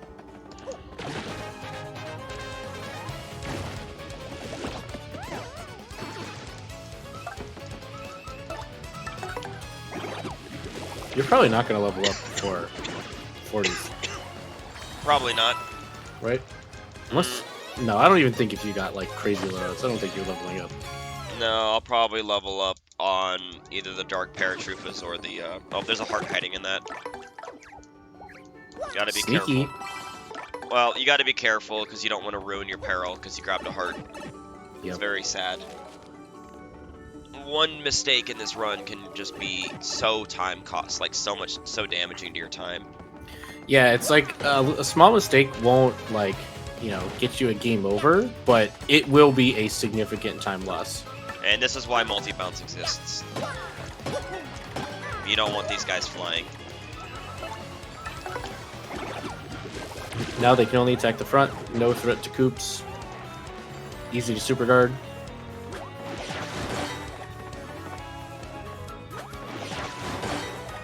Well, relatively easy to super guard. Me who Sorry, skill issues and misses them occasionally. Sorry. Generally speaking, any enemy that's a direct contact enemy is relatively easy to super guard, though. Yeah. Because they're all basically the same. Except You for see, spiky parabuzzies who decide to hit you before they hit you. Yeah. So if you notice, he's pressing B not right when they're about to hit Mario, but basically once they've like kind of hit Mario and are like near the middle of his sprite. That's where they're actually inflicting the damage, not.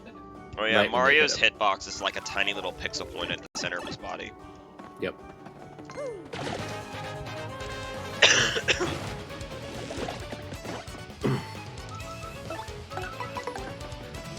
Actually, I might level up here. Oh, actually, you might. No, I think I'm going to actually. Buzzies give a lot of XP. Yeah, I think should the level. four, I might the four. level I up think the four buzzy. I might level up here. It's either that or I'm gonna be 1 XP short. Because this guy's either 6 or 7. Yeah, he's 6, so I'm 1 XP short. Real quick, I just want to jump in and let you guys know, well, everyone know, that we did get a $5 donation in from CJ that says, "Choo choo, this train has no brakes. I don't have a train whistle. I can't blow my train whistle." But he put that towards wearing the shark costume for Super Mario Sunshine, which we can still make happen if you guys could donate a little bit towards it. Let's get those donos in. Let's get that shark costume. I want to see a shark costume. We are now in the danger floors. This is where we can get really unlucky. Nope, okay, we didn't get one good. This is a great floor. Yeah, this is a really good floor. For it would have been better if I had leveled up to get parallel off this floor, but Yep. it's fine because I can just do this and kill them and level up and burn all my FP and it doesn't matter.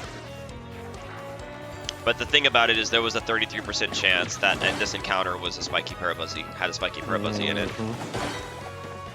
which just makes me sad. Spiky parabuzzies are depression incarnate.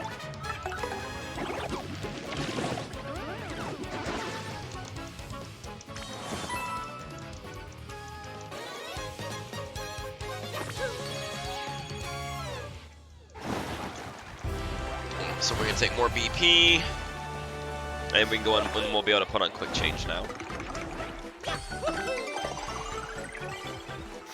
And then one more level, we'll take BP again, put on fire drive, and then everything else goes into FP for a while. Excuse me.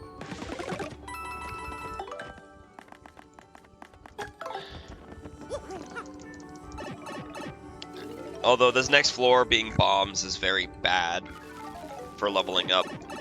Yeah.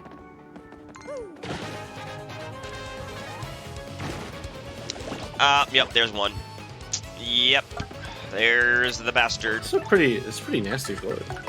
Well, it just means I use one of my rages, and then I try to get peril off the poison pokey who has 1 HP. If he's nice to me. Nope, he's gonna spawn it into me. Oh my god! No. No, it just means he has 1 HP. I'm just gonna get rid of him.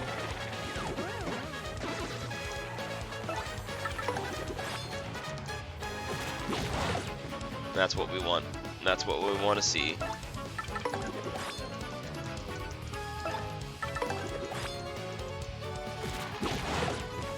Perfect. Nice. And then, because this guy does 4 damage, so...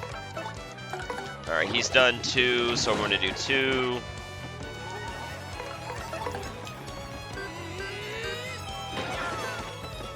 Because this guy's going to do 5 right now. Perfect. There you go. Thanks for cooperating, Poison Pokey.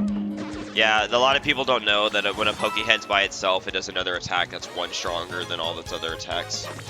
So it's the Poison Pokey's attack is 5. So that was actually a pretty good parallel manipulation. It's annoying that there was a spiky Parabuzzy, so it forced me to burn one of my rages, but I still have another rage, so we might be okay. How many Power Blocks do you have left? Like 5. So Okay, I'm technically safe, I'd just rather not use them all if I don't have to, because Koopa Trolls. This floor cannot have spiky Parabuzzy. It's not possible. Thankfully. Power Punch, that's what we need to see. We want that to drop. That's what you want to see.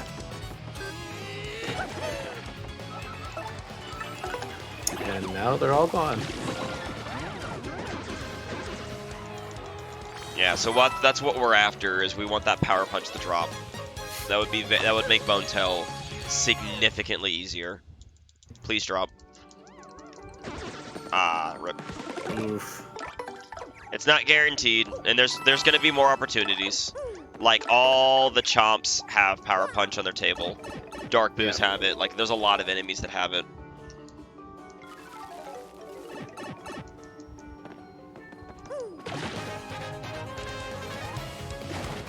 Okay, good. I'd rather do this. I'd rather deal with this 100%.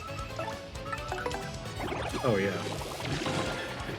Getting the 2 Poison Pokey, 2 Spiky Parabuzzy put out is just pain.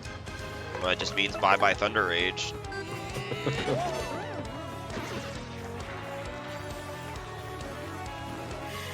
I suck at the Super Guard. Oh, got it. That's... Oh, what a legend. I go for it. I go for it. I was about to say that's because that Super Guard sucks. Even I have trouble with it. When it shoots a segment at you, it's actually relatively easy if you can realize who it's going for. It's pretty easy to get. You can actually use the same trick you do with Spiky Parabuzzies. By putting Goombella in front, you can actually tell a little easier. Yeah, you still have to react to the trajectory, but yeah, I'm not good at the Poke one, but I go for it. So it was cool that I got it, but believe me, I will not always get it. Listen, man, I've been trying to Super Guard that thing for months. I've got it like twice. Oh, I've definitely missed it more than I got it, I assure you. I'd rather keep the Fire Flower over probably this. Yeah, I mean, you've got a good chunk of FP now. I feel like you're doing pretty good on Well, it. FP rarely is an issue even on Bone Tail. Yeah. So unless I get a mover right here, we're just dropping Lightning Thunder Rage. So it doesn't matter if I leveled up. Like, I'm just straight up Thunder Raging. There's nothing about it. Give me 4. You suck. I mean, this is While okay. we're It's 4 Thunder enemies. Raging.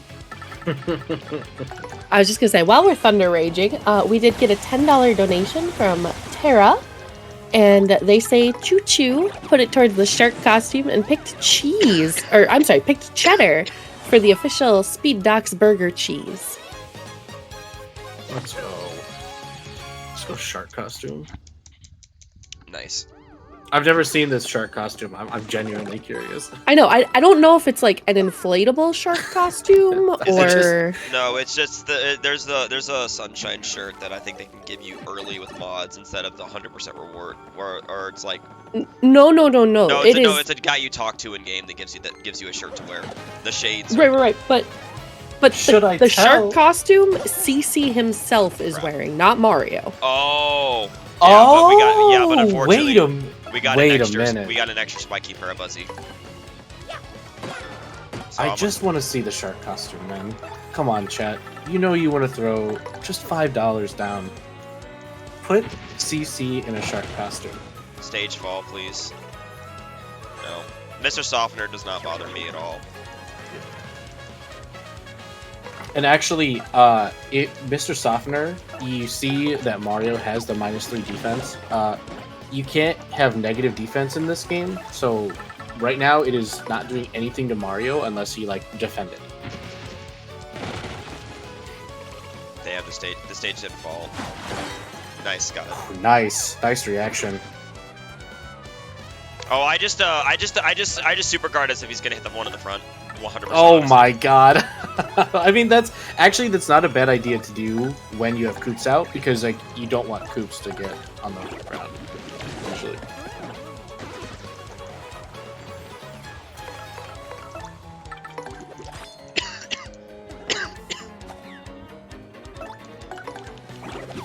I'm actually gonna get this. It's actually quicker for me to get in a peril to instant win the next fight than it would be to kill this guy, because I'm not gonna level up here. Yeah, one of the things that, like, one of the skills that you really have to pick up for a pre-hooktail pit is knowing what's going to be fastest in relation to leveling up and like what's ahead of you. So even though it may feel like right now this fight is kind of slow, but being able to get through next fight, even though he might level up, is going to save more time overall, because these enemies are getting pretty tough now. And if you don't have the damage, you can see, like, even Coops isn't dealing damage. So, Oh yeah. knowing when and where to get that peril in relation to leveling up is pretty crucial to going fast. So that was unfortunately a spiky Parabuzzy that burnt 2 of my power blocks. I could still get more of them. Hopefully we don't. Damn it. Oh my god. This is just a... Oh, these 40s are just not agreeing with you. I mean, I have the power blocks. It's just gonna make the other ones harder. Mm-hmm. You know, when I warned you the relay luck has been vicious today, or the marathon luck has been vicious, I wasn't trying to pass more to you. Yeah. And I missed that super. You weren't lying. You were not lying. But generally, I'm not gonna use 3 power blocks. I'm gonna get the super guard. Like, I'm gonna have to get it. Yeah, I mean, it should be fun. I was late. Did you see how late he was? Like, it looked like that should have hit. That was the higher trajectory, yeah.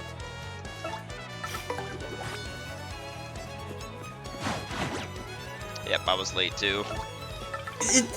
I know, It boggles the mind. 'Cause No, we're not going to the Boggly Woods. that piranha plant just ate the X-Knot. You think I wasn't paying attention, but I was. You know what? They should put Spiky Parabuzzy in the Boggly Woods because of this. That would be terrifying. It would actually... it would be terrifying. Yeah, that was a nightmare. Just big time loss, but wasting... I already have 2 power blocks left. Using another one when there's another chance of Spiky Parabuzzies coming up would have been a mistake. I mean, it's just what you have to do sometimes. But yeah, that's unfortunately just massive time loss. I mean, this is not going to be a world record. It's already impossible at this point to get that, which it's fine. I mean, your world record has, what, 9 movers. 8? No, 9, like... I skipped over half the fights. You do have to be a little lucky to get a world record because of the movers. Just a little bit. Just a little bit. These I still guys think are- the run is really fun to do, even Oh. if you're not going for world record, just like because of the way it plays out. It's just super fun. Okay, this is free. This is instant. This is instant peril. If they don't shoot fire at Mario, this is instant peril. Yep. 1. And if they set me on fire, then I just guard. Okay. Actually, no, I would just probably let them die and run. Honestly. Yep, they were mean. I should have actually defended. Whatever. I know I just super guard maybe, or he dies and I run. Not a big deal. Oh wait, nope, I killed him. Nope, I messed up. He's got to die now. Yeah, I messed up. I messed up. So this is what happens if you mess up. You just lose a little bit of time. But at least, I mean, the crazy thing is, as we mentioned earlier, that he could just run away and he heals. And That's now a you nice have feral thing. coops. It's a nice thing for the run. Basically, what it was is in the original, you would load up on dried shrooms, so that way you could do this. You could do the same strategy. Yep. I basically messed up and guarded when I shouldn't have. I meant to, if I had just defended, if I had defended with coops instead of appealing, it would have worked. Yep.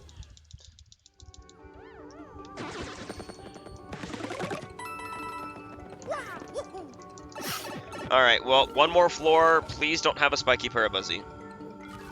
You know what? I'll take a mover. We don't need strange sack. Let's go. Yeah, so in the remake you start with 15 items. Yeah, it which makes is strange sack. huge. Yeah, strange sack's not as needed. You take it if you see 50, you take it because why not? Yep. But you definitely don't need it. So we're skipping into 54. Now you'll see Yeah, that. so Now the you'll thing if you is- listen closely. The music just changed pitch. In the overworld. Okay. Oh, good. We got night. We got lucky. I was about to say. Wow. I was gonna say we were gonna have to reset for clouds until they lower, you know. But they decided to be this. They decided to be good boys. Yep. Yeah, so just to touch back on Strange Sack really quick. In the original you only had 10, and Strange Sack gets you 20. Gets you to 20, so it gives you plus 10 item slots. In the remake, it still gets you to 20. So you only get 5 extra item slots. So it's pretty heavily nerfed. And I mean, with the extra 5, you're, like Silver said, it's really not as necessary as it used to be. It's so funny when I was doing my playthrough. Basically, as soon as I think I can do it, I rush down to go get the strange sack. And in this one, I was like, oh, they start you with 15. Like, there's no way they let you get to 25 items, right? They should have. Yeah. So when I Some got people Should've thought doubled. It should've 30. doubled to Some 30. people thought you were Oh going my to get gosh. 30. Oh my gosh. Well, I was like, there's no way, right? Yeah. And then I got down there and it was only the 5. And I'm like, I bet they did this so that people like me wouldn't do what I just did. To go down a little earlier to get the extra items. Yeah. All right. So yeah, fun fact: these are moon clefts, but we're not on the moon. One thing in Remake that they changed that I thought was pretty cool is if you tattle these guys and you're not on the moon yet, it'll actually say that they're located here and it won't spoil the end of the game for you. Which is really cool. That is really cool. There's so many little nice features that the remake has. Yeah, it'll actually just say their location is Pit of 100 Trials if you tattled them early. What a great experience this game is. And as you can see, I'm just super guarding all of them because I mean, it's not Clefts are, as I would say, easy breezy. Like I mean, there's you'll miss nothing- you'll miss one every now and then because we're human, but like, you Yeah. know, I don't want that Vulture Room. Especially considering with no strange sack, my items are going to be a little bit more limited, so I don't need item waste. All right, I have enough FP for this, thankfully, so I'll be able to, because I need 8 FP for the combo, and these guys have 12 HP. The combo, he calls it. I like that. Oh, Cloud didn't lower. I gamble for Cloud lowering a couple runs, and then if he doesn't stay, then I'll leave. I don't know what the odds are, but as far as I'm concerned, it's 50-50. He either lowers or he doesn't. See, there he goes. But see, because I reset once and he lowered, I save time.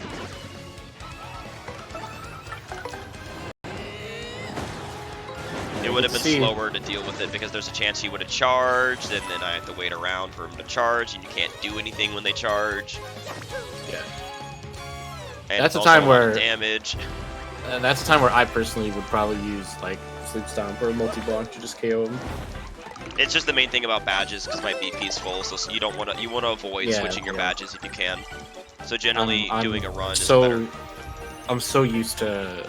I speedrun a mod called Infinite Pit where swapping badges is pretty like normal as you're getting new Yeah. ones and stuff.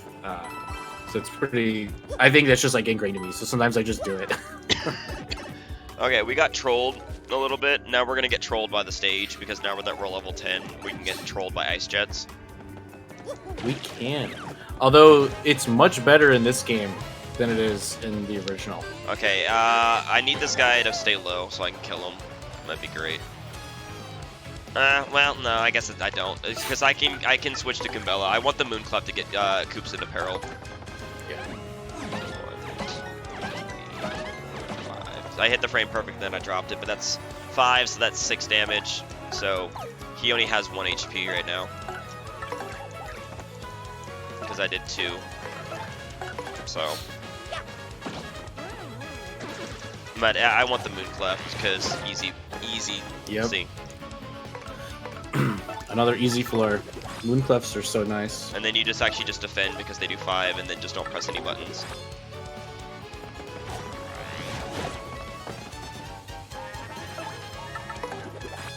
Look at that.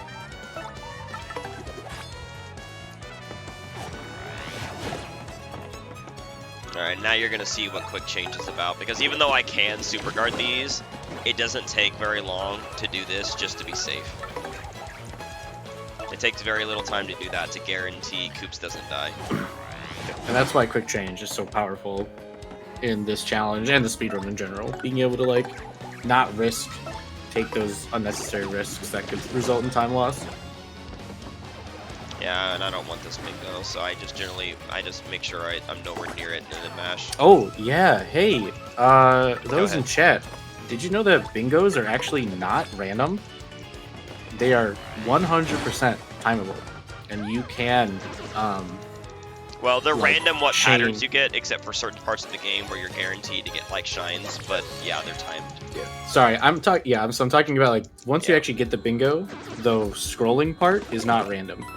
You can time the button press, and you can almost like it's pretty forgiving in this game, but you can ensure that you get bingos. Yeah, they made it easier than that's one of the remake buffs. They made it the wheels a little slower. And don't get me wrong, it's still tough to do, but it's just I think I'm sure a lot of people play through the game and they just kind of mash the button or are like hoping that they'll get a bingo, but no, you can actually time it, which is really good to know that because sometimes a bingo can be really powerful. Enjoy the last use of multi-bounce. And it also means that, like what Silver did, you can intentionally not get a bingo because getting a bingo is pretty slow. And it would have healed Koops there because it was a mushroom bingo. Yeah, so it's like knowing that bingos are not random means you can intentionally miss them. Something a lot of speedrunners do. Alright, floor 59. Do you think they're easier because the less FPS, or that they actually tried to make them easier? It's actually the wheel's just definitely slower. Yeah, I think the wheel is definitely slower. That guy has a damage dodge. I wanted him to have a power punch, not damage dodge, but you know, whatever. By the way, I secretly hate Chomp super guards. Oh, I'll randomly just miss them like that. Yeah, you wanna? There's a reason why. I think it's the zoom in that gets me. Yeah. It's because chomps hit you at the same point, but the speed that they come at you is not uniform like in the original. It's now different depending on their position relative to you. So the timing actually changes because of that. Fun. Isn't that wild? That explains why I skill issue sometimes then, I guess. Yeah, so it's like sometimes you're like, man, I'm so good at chomp super guards, and then like one of them in the back get 2 more goes Thunder Omega Rages. Fest. Let's go. Let's go. Well, no, because I'm Can we also get some getting powering ups. Yeah, I get Thunder Rages because in the 90s you're gonna meet these guys called Elite Wizards, and screw those guys. We double dip. We will double dip rage them to oblivion. So I have a question for you. As a speedrunner, would you prefer taking double dip P or double dip? You would take both of them, but it's kind of hard which one you would use. But if you only had one, if you could only choose one, probably double dip normally because then you can have a peril partner do their attack. Okay. Damn it. I'm not gonna Fright Mask. I'm gonna take the kill. I'll Fright Mask after I take the kill. I dropped the power bounce there. It's tough. No matter how much practice you have in multi-bonk and power bounce in this game, it's tough. Okay, well if they let me hit them, I'll actually stick around. If they actually are gonna be nice and let me attack. Okay. Nope, they're not. Oh my god, dude. Nope, I'll use my only Fright Mask. I think floor 61 is one of my least favorite floors. of all 61 and time. 66. Oh, good, they got out. Good, thank goodness. Nice. Lost a little time there because I dropped the multi-bonk, but it is what it is. So I took the kill.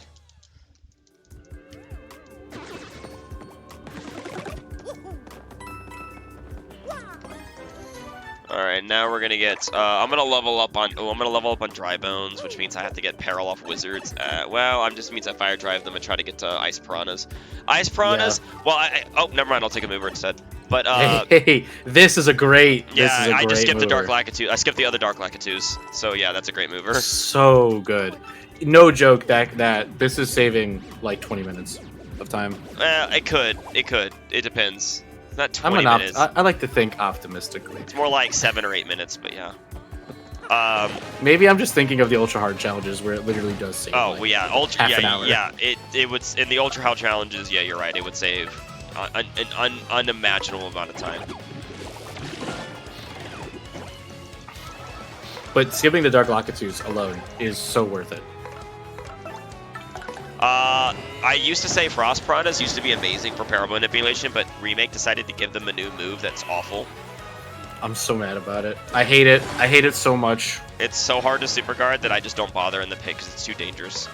I actually, in the world record run of this, I died because they decided to just do 2 of them. Yeah, I think they pierce too, which is even worse. It does pierce. It pierces. It's cruel. Which, by the way, means that Coop's innate defense doesn't matter because it goes through it.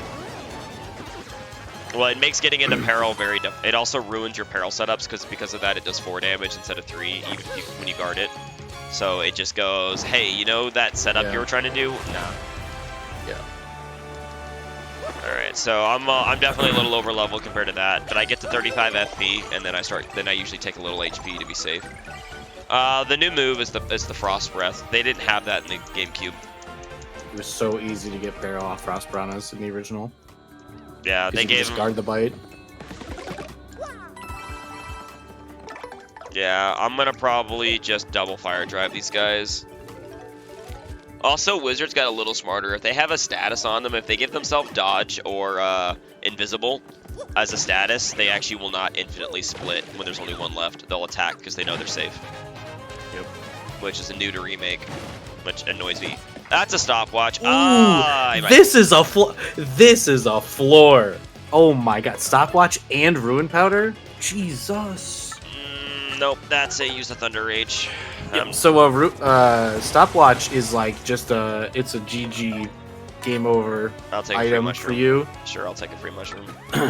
And ruin powder, while confusion doesn't always affect you, can be really debilitating because it can make you run away. Yeah, it's well, we're gonna hope And it it can doesn't make also- me run, but I had to use a Thunder Rage there and gamble it. Yeah. It can also make you swap out a partner or do something else. Like, it's just all around bad. Make you attack your ally. Yeah, I mean, yeah, imagine you have Coops out and Mario's like, here, let me jump on you real quick. It happens.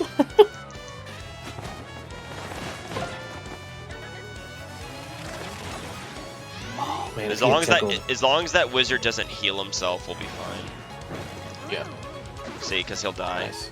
If Coops defends here, okay, good. I can get him into peril if he attacks. Ooh. Yeah, I Wow. got lucky with Super, Ooh. hey, really lucky on the confusion. That's what we like to see. Yeah, the confusion didn't screw me over today, so. Amazing confusion RNG. And you got into peril, like, honestly, you really couldn't ask for anything better out of what happened there.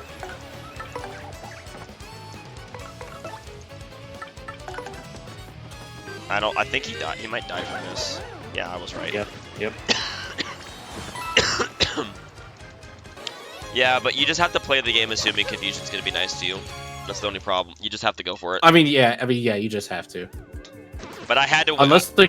I don't take that. That's an inventory waste. It doesn't work on enemies that you need it to work. I think the only time you don't play for confusion is if it's gonna, like, actually game over you. But that's usually not the case, so... Yeah, but I don't take stopwatches because they kill you, but they don't work on the enemies when you need them to. Nah. Really only best used in the 80s, and like maybe against poison puffs, but I mean, you have other ways of dealing with them.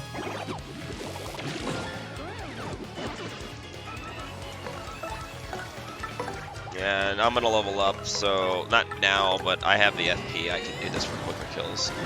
This is 68 or 69? 'Cause 69. you took that mover. Yeah. Shoutouts to Dark Crawl throwing the spear at you in Blitz Pit and the speed run when Mario's in peril and trying to kill you in end your run.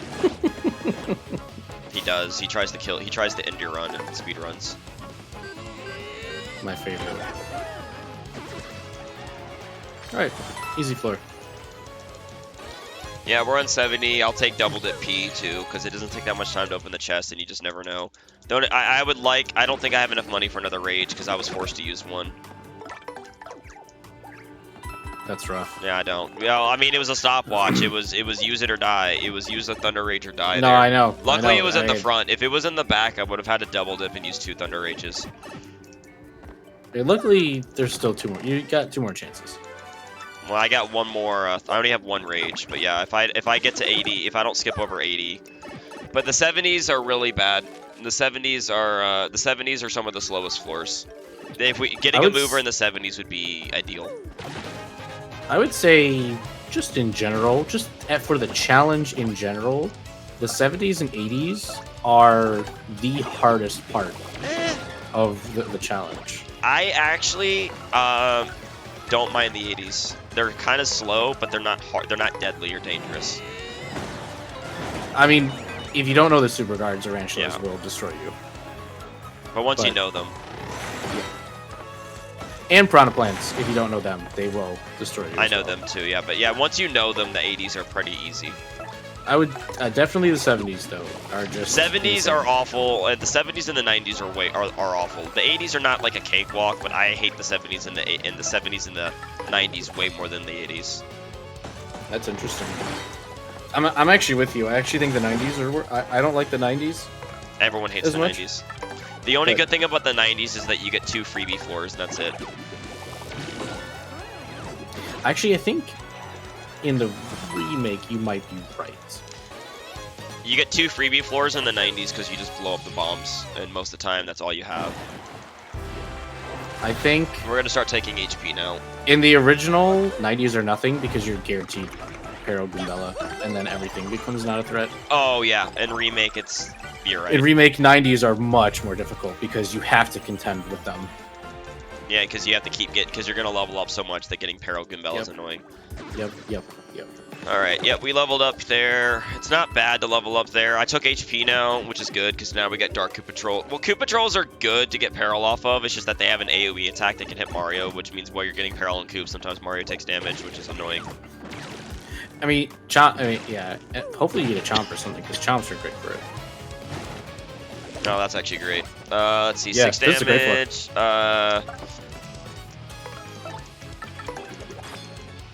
Yeah, so that's, if I'm not mistaken, that's do nothing, guard, and that's, yeah, do nothing, guard.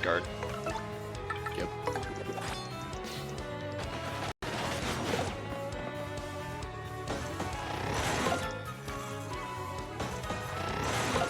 Yep, and didn't get any better than Easy that. Peril.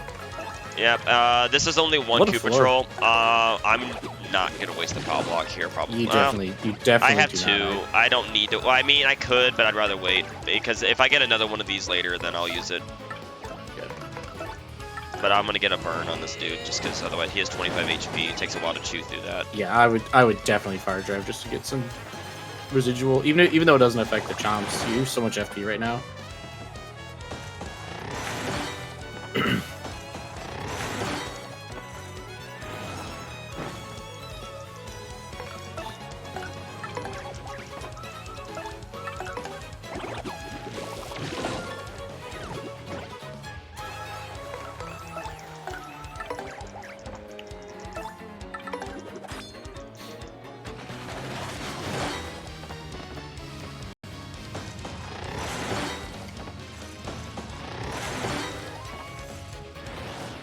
Nice.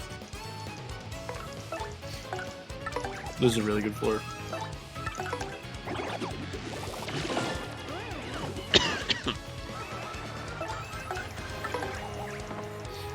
Some really solid gaming happening right now.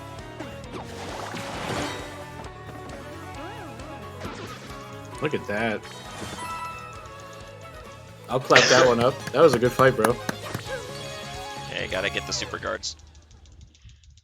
That was a perfect... Right, okay, perfect in the sense that once you got into barrel, you didn't take damage again. Yeah. I don't like the next floor because I didn't get an Ice Storm drop. Phantom members are annoying. Having 10 HP, they're just irritating. Definitely need to get confident? the first. Are you confident? I know on those how to super do guards? it. I know how to do it, but I miss it sometimes. It Okay, is a little I got tough. the variety. I got the variety package. How do you feel about the variety package? It's annoying because it's slow. Yeah, I hate it too. Oh, so I need to change my badges.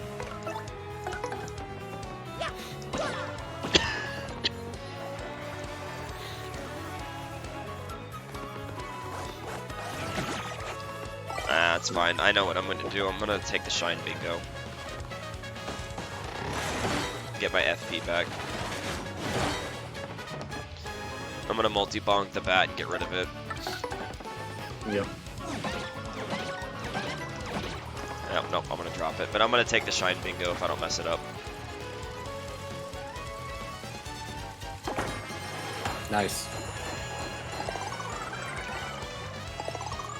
It's the variety pack. That's why I don't like the 70s. Yeah, but it's what else would you call it? It's literally the actually variety. it's actually an amazing name for it.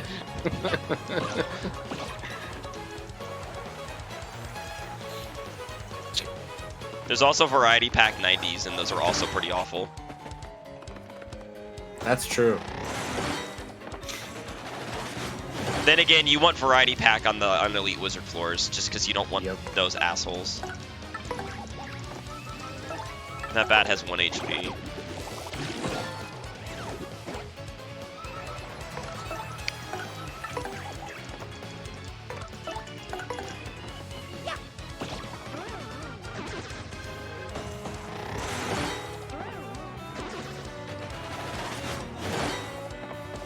Yeah, but now I have a lot more FP, so... Net positive, I'd say.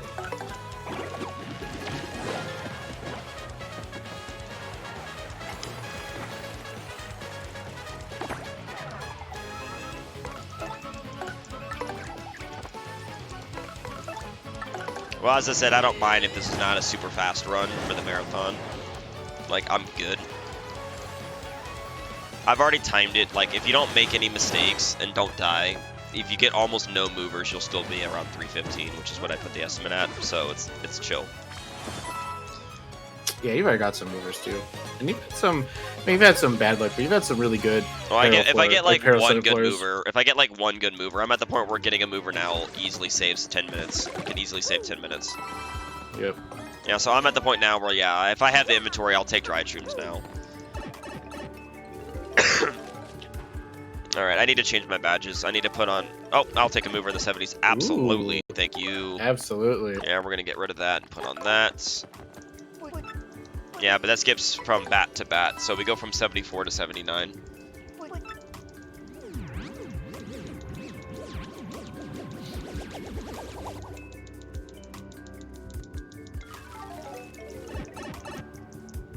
Alright, take off fire drive for power bounce.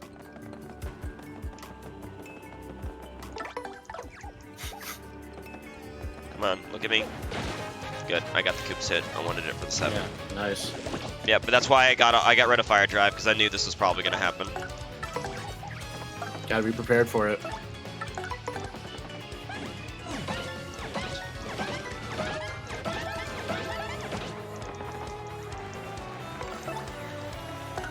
My guy's got like 1 HP because I dropped it. Yeah. I think he has 1. Yeah, he does. He did 7 hits. Good. Bat super guards are annoying. They are.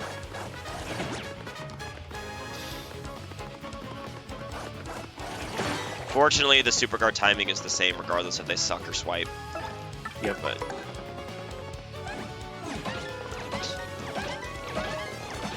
damn it. The 5th hit is... So the 5th hit is actually not frame perfect, But it you kinda miss it throws all you the off. time. Yeah. Because you have to press A so ridiculously early on the 4th frame perfect hit that it can really mess up like what you need to go back to on the 5th. Or you just drop it like that. Or you just drop it like that. Goombella's frame perfect, I swear, is a little harder for me than Mario's. I think the visual cue is harder. I have a visual cue for both, but it's a little harder. I dropped it there because I only needed 3 bounces, but I did 4. But yeah, I mean, bats are annoying, but I mean, I did take Zap Tap, but I just don't use Zap Tap because just press B. Well, actually, I'm glad you brought that up. Zap Tap actually doesn't work as well on the Swoopulas because the swipe attack doesn't Well, no, care about it Zap works. Tap. Yeah, it works on Swampires because they only have Suck. But Yep. it's also like just press B. Isn't it crazy how much Zap Tap got nerfed for no reason? They hated it. I don't know. Who knows why? All right. Well, at least we're at the 80s now. 80 Spunyas are actually easy to Peril Manip off of. Yep. Hey, look, it's Bump Attack. You can tell how much I love this badge. Oh yeah.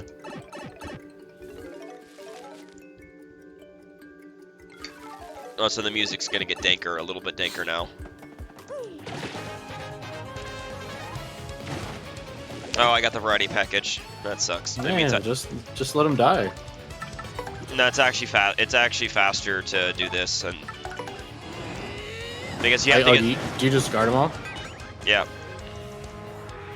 Oh, well, that's not good. That is just unfortunate. Oh my god.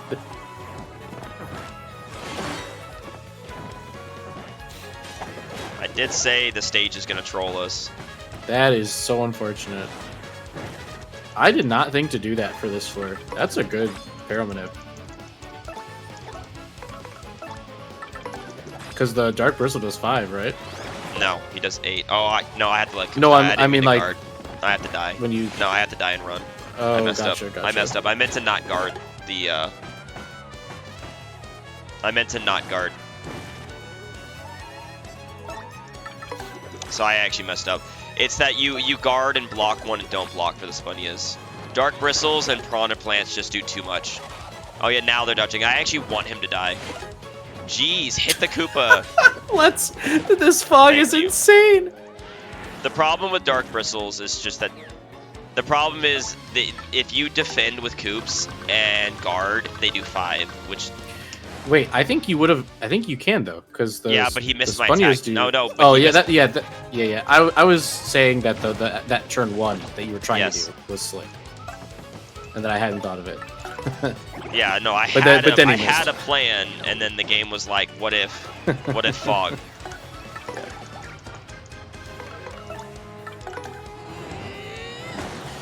Yeah, that's so. In the original, Jeez, so in the original fog it was both sides at the affects same both time. both sides usually, or just not usually. I'm sorry, all the time. In this game, it can affect only one side, and both are kind of bad. So Fog on no, well, I mean, Fog on my side versus Bone Cell's great. that's true, but not when you're trying to get Goops into Pharaoh. Luckily, this worked out well. He didn't miss, so. I don't feel like you lost too much time there. Besides them missing like 4 times in a row. Yeah, that's just where you save a lot of time if you're good at Peril Manipping. Yeah. And I'm still gonna take the money in case Charlie shows up on 90, because if I don't skip past 90 with a mover, because I will. I need to take the time loss to take the money because Thunder Rages. Yep.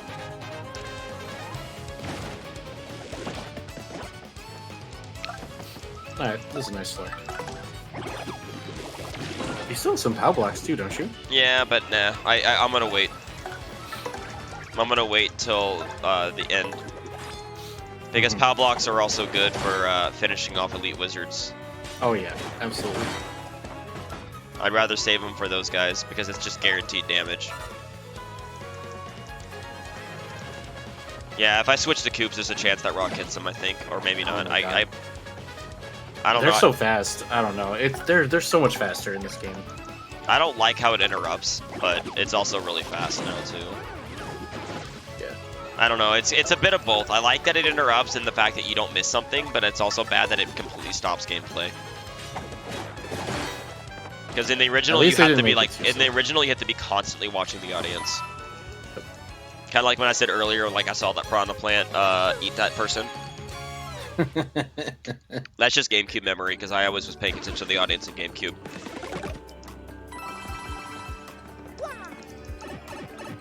That was 82. Now we get our first tarantulas. If you want to talk about these lovely creatures. Yeah, so Tarantulas, they got a lot of HP, they deal a lot of damage, and they have a really scary multi-hit move, which admittedly only deals 4 damage, but it's very difficult sometimes to like time correctly. Oh, also, especially if you're just trying to super guard. Also, I'm gonna manipulate their RNG, their AI. I'm gonna kill this one, and because of that, the other 2 that are up are gonna go to the down, and they're gonna line up in 3, all on the ground for me. Nice. Nice. Ah. Drop the easy one, but sometimes they just. But this is what I was doing. Yeah. I manipulate the RNG here, so that way they all go to the ground for me. Yeah. So like I mentioned, like way earlier when I we don't were need fighting this. I'm gonna Pyters, level up. I don't need this. you can manip Pyters and Tarantulas. They have basically the same like kind of AI.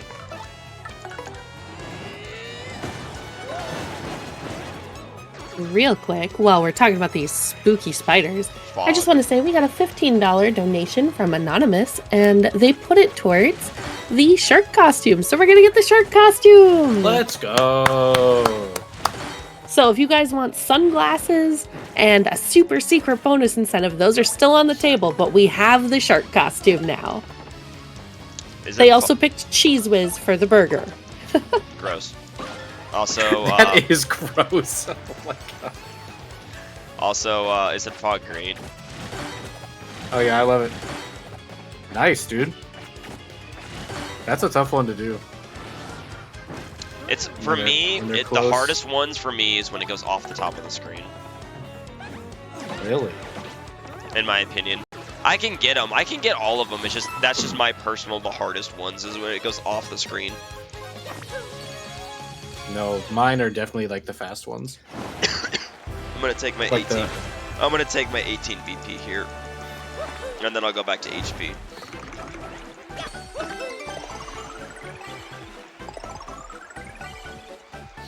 Just because I like to always have power bounce on, just in case I need it. Tarantulas can show up on other floors too. Yep.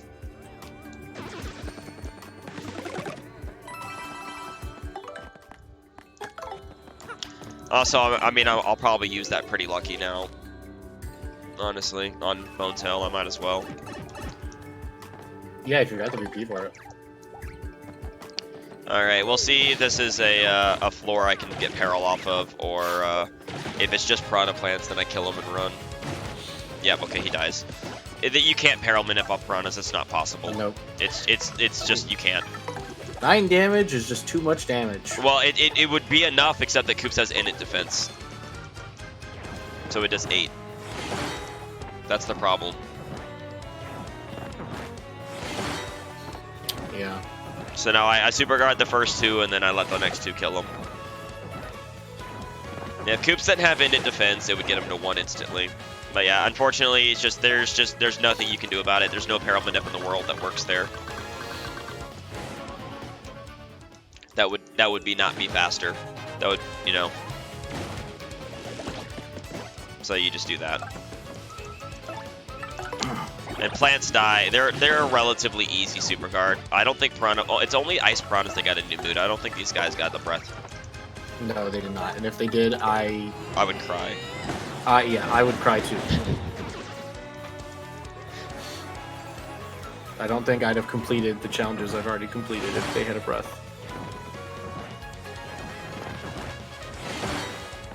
Yeah, because they have a relatively simple super guard.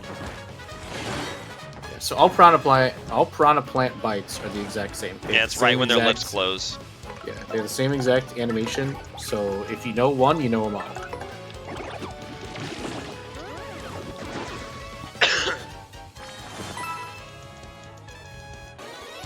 Which is actually really helpful, because the base, these piranhas, they do insane damage, but they only have that one attack. Alright, so now we're gonna get the weird floors where we get 85 and then 86 are both Spunyas. Which is fine, because leveling up in 86 is pretty good. Leveling up at 85 is fine, because 86 is Spunyas, which you can pair on Manip Spunyas. So it works. And this is a nice easy one too, nothing to worry about here. Relatively, yeah, this is just an easy floor. Yeah, I would call this a freebie floor. Oh yeah, these guys have easy super guards. They do a lot of damage if you do drop one, but it's an easy super guard. These are the same timing as Spinias and Spanias, the much weaker versions. So again, if you know them, you can do these ones relatively easy too.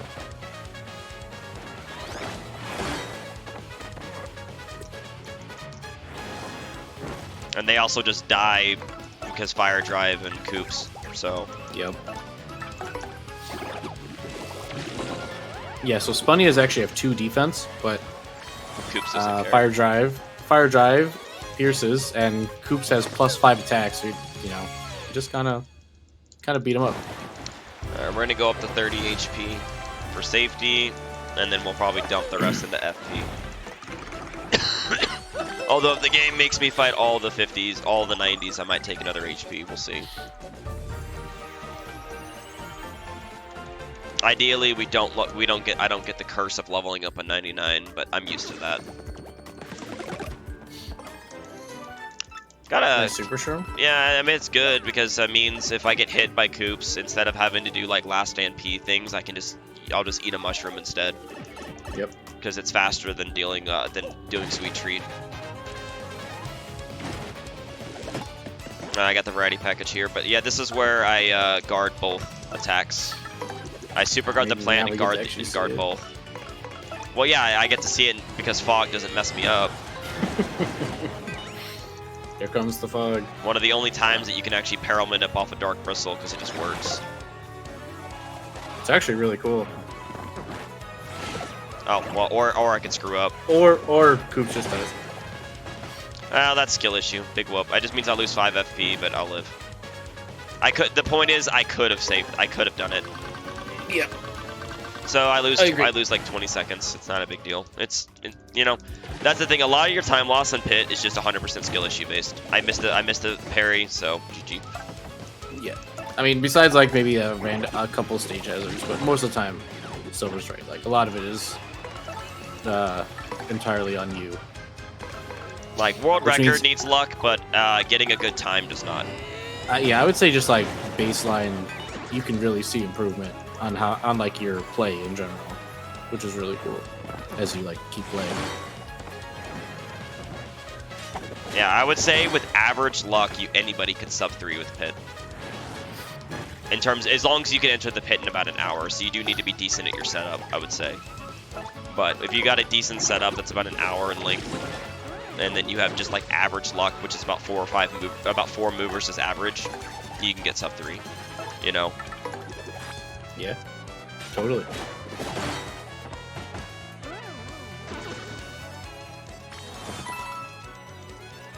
And yeah, that would be the 80s variety pack right there. One of them. There's another variety pack that comes with Ranchulas on one of the floors too. It's the Dark Bristle floors that has the variety pack with the Ranchulas in it, I believe. Yeah, it's a Dark Bristle and 3 Ranchulas can be one of the floors. That's the worst layout you can get on this floor, by the way. On 82 and 87, the worst layout you can get is the Dark Bristle with 3 Ranchulas. Yeah, that. Oh, what do you know? Yeah, but they all lower. It's just that they have a ton of freaking HP. I beat the can, so it'll. You did it. Wow. Huh? Wait. I was too good. I was too good, but it didn't hit Coop. It didn't hit Coops. I don't care. I've never actually seen that happen before. What? How? Ow. I don't know. This game's wild, man. Whoops.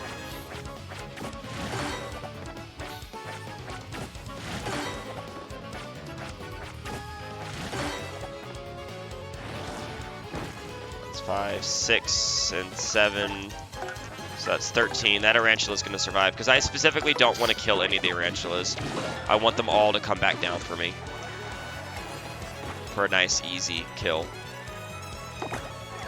Yep. But the one in the back takes a lot less damage, though, from Fire Drive, so I'm actually safe to jump on that guy. Just to make sure he dies to Coops next turn.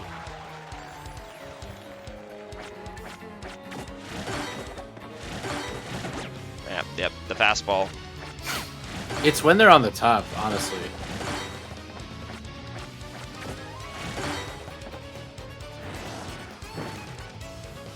Yeah, because none of them die, then it manipulates the RNG, so they all come down for me, which means I end up saving more time by doing that. Taking the extra attacks is better than killing one and then they get split up. Yep. So yeah, take extra turns. Yeah, but overall kill you save them. time. That's what, yeah. Yeah, so we'll go up to 30 HP for safety. 25 to 30 is generally what you want to aim for, even in a normal high-level speed run, just because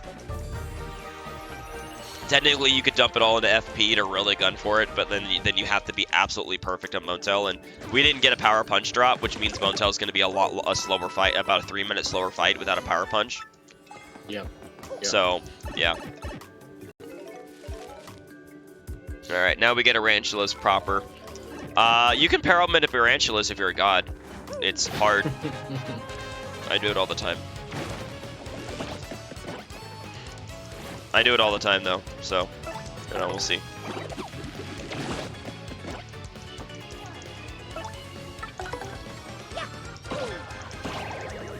Nice. Now he's just out of commission for 5 turns. Oh wait, I actually did want to get hit by that. Whatever.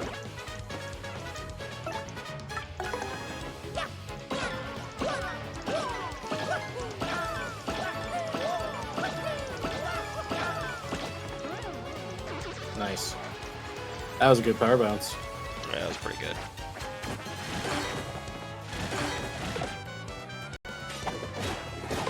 Told you could parallel manip off Tarantulas. That was sick. That's on-the-fly math calculations that's required to do that, because I know how much The best part is. the best part about that is you can just kind of not worry about guarding that last hit. It's not like Mario's gonna die with 30 HP. Yeah, but you didn't want to kill. Oh yeah, you mean if it went for Mario? Like you just like if he does the multi, you just super guard the first 2 and then just let it rock and hope it hits Scoops, right? Yep, I didn't mean to. I missed that super guard on the bristle. Oh well, he should still die, I think. He's got like 1 HP. He's gonna have 1 HP now. He would have died if I didn't miss that super guard. Yep, there he goes. Rip.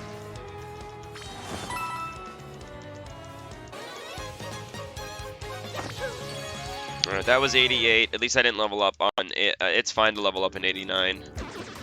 Because in the 90s, generally speaking, in the 90s, if you're not spamming items, then you're just getting your partner killed and running. Okay, so I'm full on items now. That's fine. Getting a mover in the 90s would be a blessing, so we'll hope that happens. Yeah.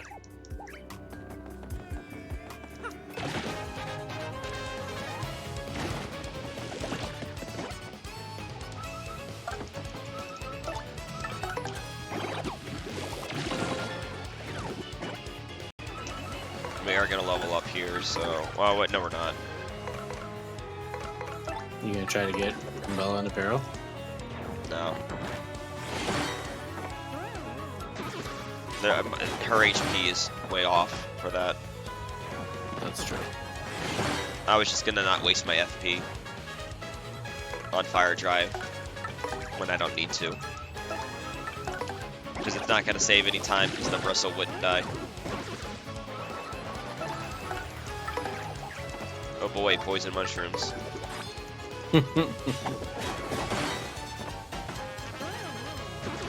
Okay, yep. So hopefully a mover in 90 or 91 would be great. Ideally, 91 would be the best place to get a mover because it would skip over 2 sets of elite wizards.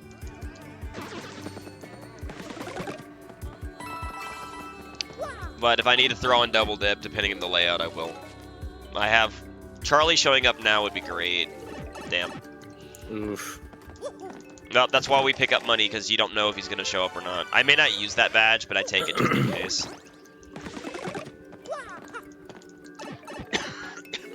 Alright, now we get to the hardest floors in the game.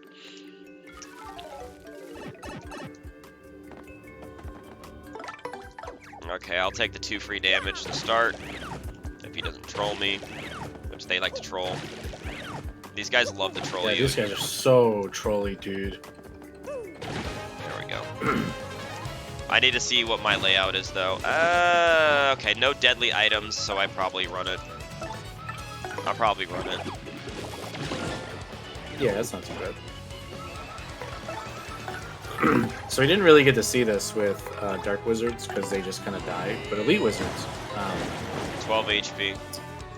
yeah, 12 HP and 5 defense. So they have this thing though that makes them a little Good. easier I'm glad they did that. He'll die. than other wizards, and that's if they're the only ones left on the field, they'll clone. And if they're burned, the clones go away, and they're actually locked into cloning until the burn is gone. Which is just amazing, because otherwise these enemies would be absolutely nutty to deal with. Oh, hey, I'll take free fog, thanks. I mean, I get less damage on super guarding, but whatever. That Swampire's gonna take an eternity to kill no matter what. He's got 19 more health.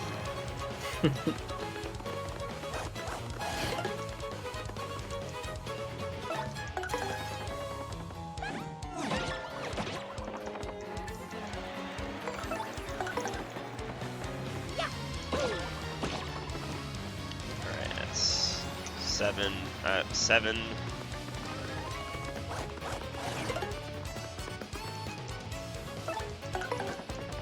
This will be 13.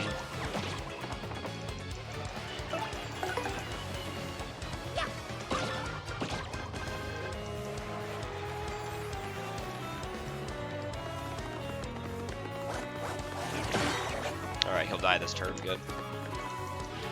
I needed this. I wanted to get 1 super guard, not have them all miss. Yeah. Thanks, Fog. This was a really good 91. Being nice. That was a really good 91. Didn't have to waste my items. That was solid. Alright, we're gonna take more FP. Yeah, we don't go for stylish moves because in the remake they made it to where the enemies will not take their turn until all their star power filled. So if you do stylish moves, you get more star power. More star power means the enemies don't go sooner, which means you lose time. It's actually crazy because it used to be so much faster. Just yeah, stylish. It's annoying. Well, no, a lot of times it wasn't faster. You still do stylish on hammer and stuff. It's actually not faster. It's just that you did it because there was no penalty. Oh, interesting. Real quick, as we're in this gauntlet, hopefully before we get anything too serious, I was just going to give everyone a reminder that we are raising money for Save the Children.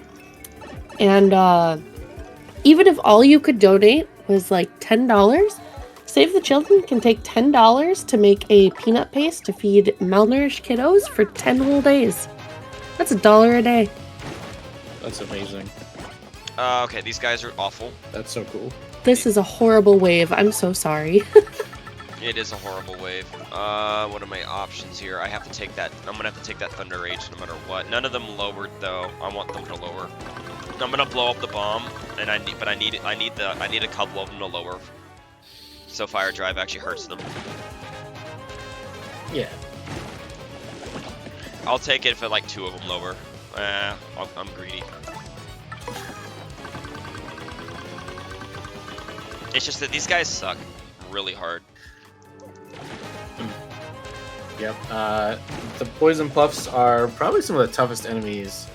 25% chance for them to lower. Well, that's life. That's life. Only poison puffs, just to make things more difficult. I'd assume that it's not changed. Most things in the remake weren't changed.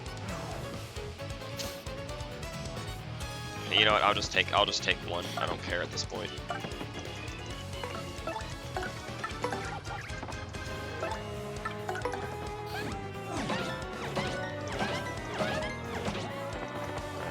6 damage.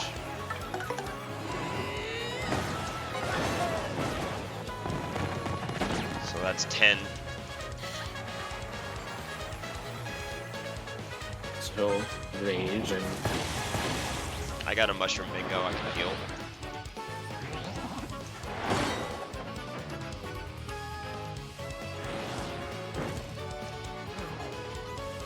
Alright, so that guy had the bounce 5, 6, 5, 6, 10. So that guy that's charged will die from fire drive.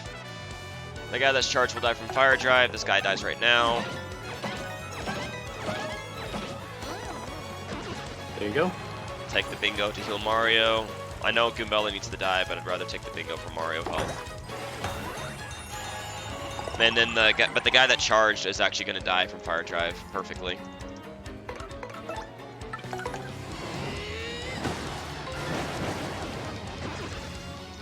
Then that guy right there is taking 9, 10 damage.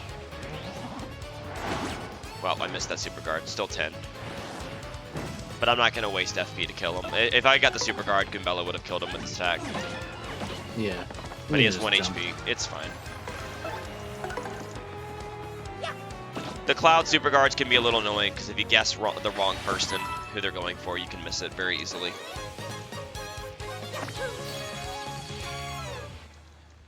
The main thing is you just don't want to get hit by that charge attack. It's awful. Yes. It is insanely bad. Alright, that's 93 is a free floor. Can be, I mean, or it's not guaranteed to be free, but it can be free. If it's just bombs, it's free. Yep. Yeah, Look. That's free. Well, he's probably gonna run. Honestly, Yeah. I'm fine. Honestly, if he doesn't run, it's guaranteed Peril Goombella, to be fair. Yeah. Yeah. Well, wait, So no, it's you're not. actually- She would die. Well, I mean, you're gonna get unless the Amazing Daisy actually stays and you kill it. actually, well, it's- no. If he stays, I die. By the way, if he stays and I miss the super guard, I die. But that's. Oh, that's right. That's right. You just took 12. Yeah, but he left, so we're fine. I know how to super guard it, but if I die, I die. You know, you just take it. It's a speed run. If it happens, it happens. It's a tough one to super guard. It's a Still. little easier in Remake because you can see it, but Yeah, it's just like I feel like the nerves of a potential run killer like that. oh, thank Christ! Yo, let's go. Straight to 99. I'm gonna level up on 99, but I didn't have to deal with the 90s. Thank goodness. Yeah, that's amazing. I mean, now you can just use all those Thunder Reaches. Any you Oh, have left. yeah. This is 99. I'm gonna level up, but I'll Peril on Goombella on that. I don't care. That doesn't bother me one bit. You know. Yep. We'll do that. We'll double dip P. What do we got? I have 1 rage, so we'll do that. But yeah, we're gonna level. Well, I don't want 5. 5 would be not ideal. It's more HP, but it's probably fine. Okay, you know what? But I need at least the I need at least the one without the mushroom to lower. You can get a fire drive on one of them at least. Yeah, that would be ideal in this situation. I'm actually making really good time, by the way. Like this Hey, is a getting really it, good yeah. run. Yeah, you got some really nice movers. I got a mover in the 70s and I got a mover in the 90s, exactly where you want them. And in the 60s, man. Skip the Dark Lockatu floor. Yeah. I don't mind that I'm gonna level up on 99. I know how to Peril on Bone Tail. Okay, I'll take 1 lowering. That's fine. At this point, it's fine.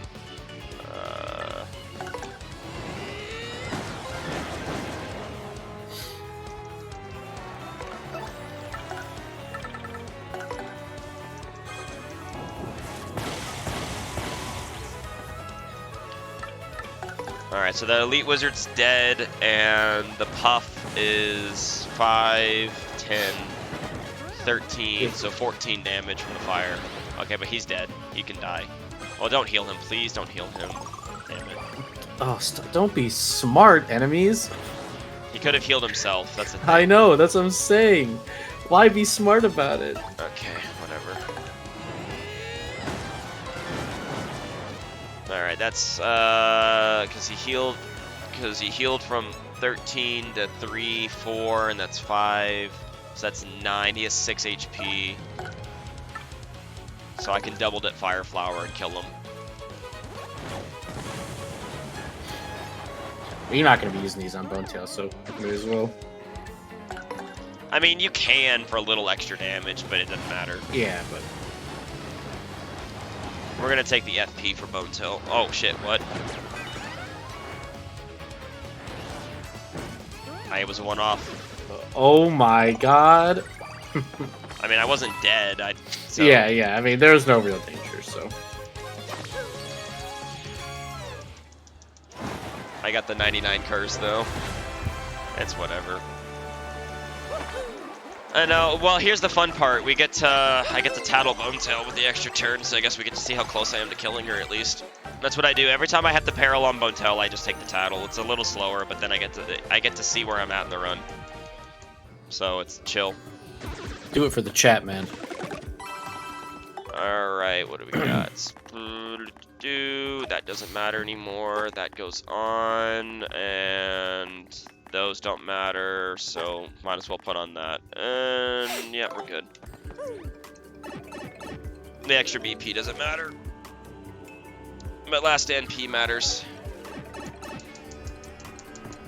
Hey look, it's the first boss of the game. Took so long to get here. What is, I know. I was just gonna make the same joke. Who designed this chapter? Well, this is like the strangest chapter 1 Nintendo's ever designed, isn't it? An actually crazy chapter 1, in my opinion.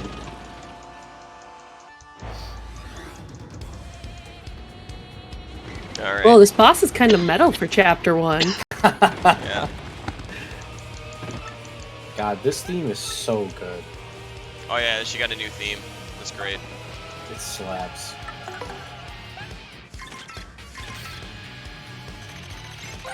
Also, we want to make the audience happy. Also, I didn't get... okay, I could have gotten a worse audience. It's not a bad audience. I got Toads in it, so we're fine. Yeah, it's not terrible. It's not terrible. You could have a much worse audience.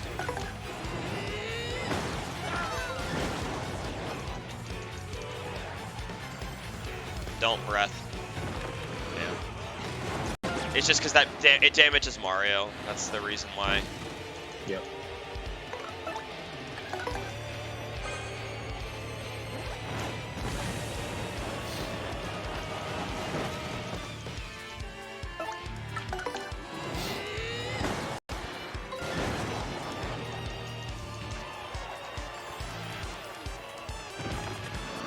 Dang. That's fine. Okay, so I need to get exactly 2 hearts for Goombella. Not hard. Not that bad. Yeah. First sweet treat of the run. What sweet treat? Oh, now I gotta be careful.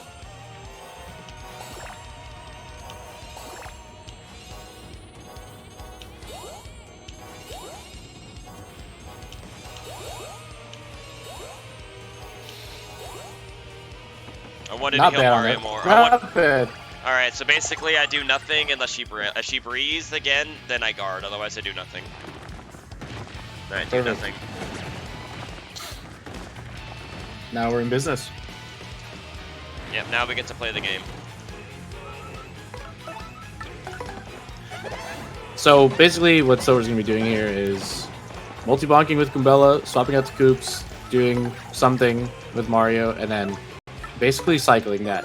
And whatever he does with Mario, it'll be kind of based on the situation he's in. But the core loop of multi-bonking and then having Koops out when Bonetail is attacking is the key here.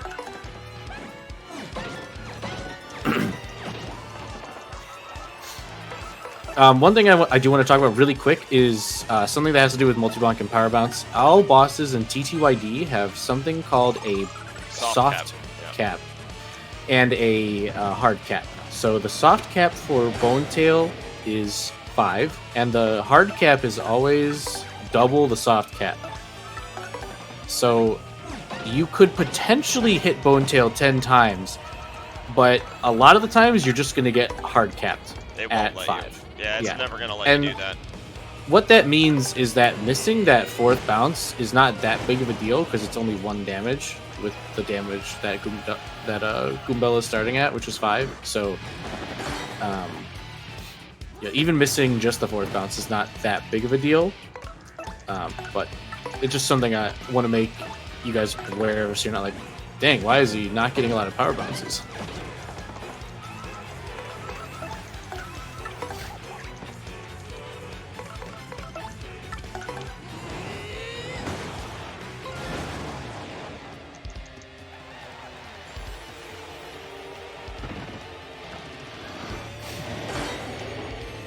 Nice.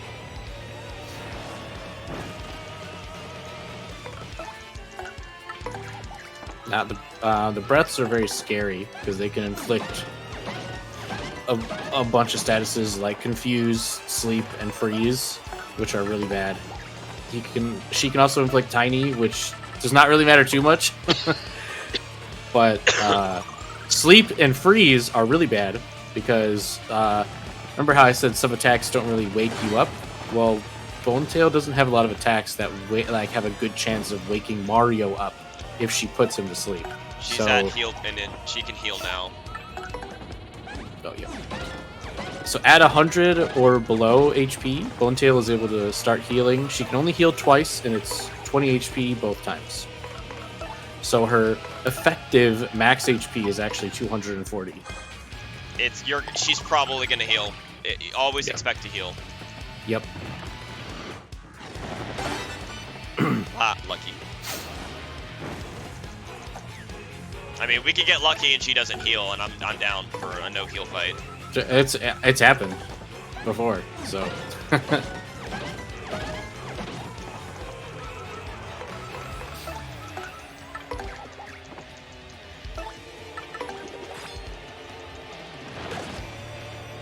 First bite, unsuper guardable. Yep, the only unsuper guardable move that Bonetail has is Bite. It's also unguardable. Yep. Actually, there's only, out of all the unsuper guardable moves in the game, only one is guardable, and that's the Shadow Queen's attack, where she drags you under the stage. Every other unsuper guardable move is also unguardable, so you can't even guard it.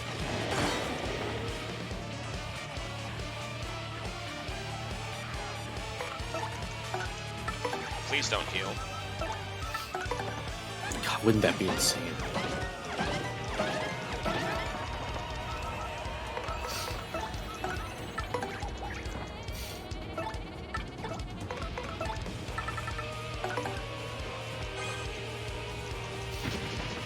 Here's where something falls on her. Ah, she healed. There it is. Darn.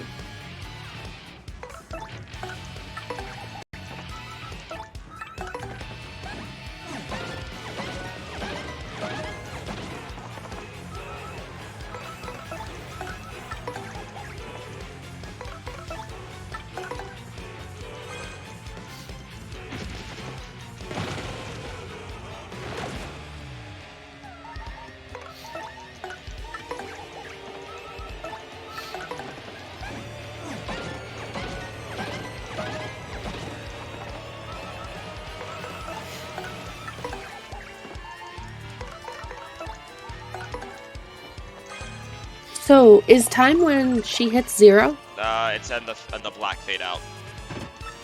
After the battle. There's a lot of time for it.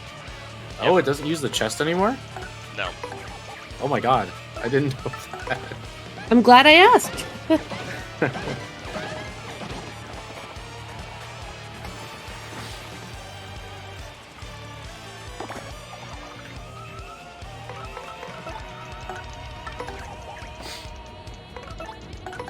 I ran out of FP, so I'll just take the heal on Coops for safety. Because otherwise the fight's going to take longer without the FP, so at this point, the Sweet Treat balances itself out. You really need the multi-ronk damage. Well, it's 15 damage instead of 10. Yep. And I got 6 HP, that's all I needed. Because she's out of heal, she dies in 2 turns now. Yep.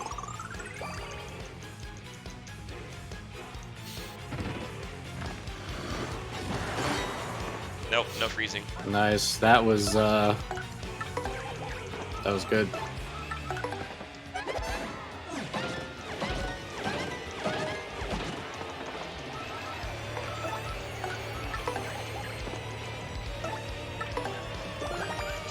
first. Yeah.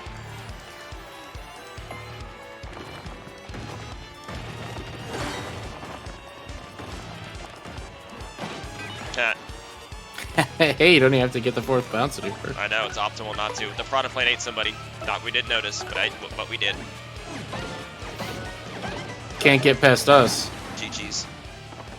Nice. Deathless and Good bone tail. not a single super guard missed. Yeah. Alright, time is coming up on the first fully black frame following the fight, following the start points. Sub 250 is a very good run. Extremely good run. Yeah, GG. This was Time. great.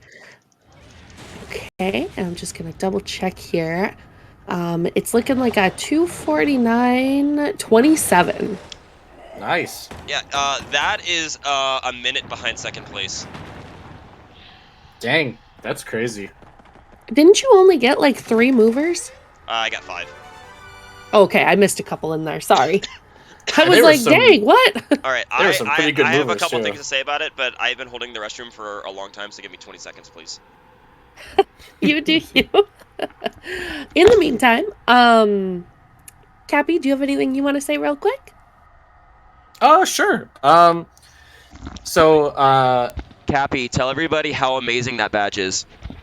Oh my god. Sure. This is the worst badge, one of the worst badges in the game. That's all I'm going to say. It's really bad. It's not worth the effort to go through the pit for this badge. It's Yeah, really, I can't it's really believe bad. that this is what they put at the bottom. I do want to say, I'll wait to, I want to shout out Silver, but I'll wait for him to get back. I do want to shout out, while I do dabble in speedrunning pre-hooktail pit, my specialty is challenge running. So I don't go for speed. I usually go for like really tough challenges early pit. And I see a lot of I shared that someone was speedrunning pre-hooktail pit here, and I see a lot of community support from the Glitzpit Discord community, which is where we talk about challenge running, and speed running challenges like this is included in that. So I just want to shout out everybody who came to support from the Glitzpit. Thank you guys for coming out. I really appreciate it. And I do want to say this run was sick. This is really good. This is a really good run. Some really clutch movers. All right. Solid display of gaming. And then I just want to shout out Silver for allowing me to be on the couch. Thank you. This was super fun. Anytime. And as I'm sure everyone is educated in how amazing return postage is, right? Such a good badge. Yeah, I gave him the cliff notes.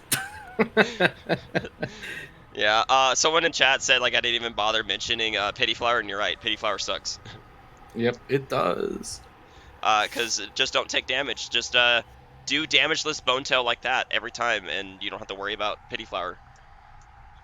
But yeah, crazy that you got damageless. That was really good. Yeah, the main thing about Bone Tail for the speedrun too is it possible to do pre-hooktail pit without super guarding? Absolutely, many people have done it. It might be slightly tougher in the remake than it is in the original, maybe, because of the slower SP regen. It is much tougher because of the SP. But nerf. it's still doable. But the thing Yes. is, it's slow, so when you're doing a speed run of this, Bone Tail is super guard or die in the speed run. If you can't super guard her breath, you're not getting a good time. And I mean, there's a really safe, consistent strategy where I didn't really get into this, but Bone Tail actually has 2 different animations when she uses her breath. 2 of them, like the one where she raises her head high, is way less dangerous, so you can super guard those. But the ones where she doesn't raise her head super high, those are the ones that can kill you. So you're better guarding. But Silver has to go for speed, so he has to super guard them all anyway. Like he can't just guard them and sweet treat back the health on the low head raise animation. He has to go for it all, and so it just makes it that much more impressive that he didn't take any damage besides bite, which, you know, when we're like, you can't avoid that. So Not to rush you along, but do you have any shout outs you want to give before we step on to our next show, Silver? I would say shout outs to the challenge run community and the speedrun community, because that's basically like this is a mix of both. like, there's a lot of people that don't speedrun that are exceptionally good at the game, that do just a lot of hard challenges, and vice versa. There's a lot of people that are really good at the speedrun but don't do the challenge run. And so this is a very good, like, just a beautiful marriage of both facets of this game into one.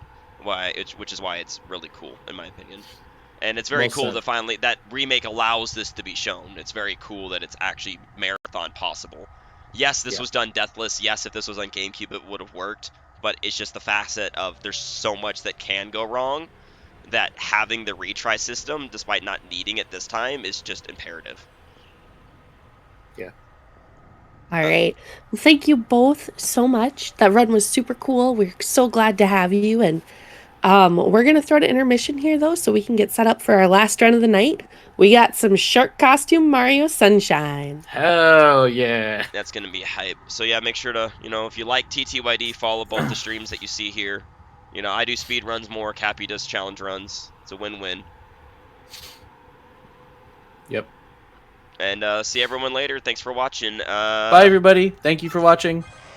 It's also a random really fun thing. You can actually run on Bonetail in the remake now. Wait. You can actually jump on her. It's crazy. See? That's crazy. But yeah, that's pretty much it. There's another secret boss now, but unfortunately you can't do it pre-pit, sadly. Sag. All right, good night, everybody. Thanks for having us. Night.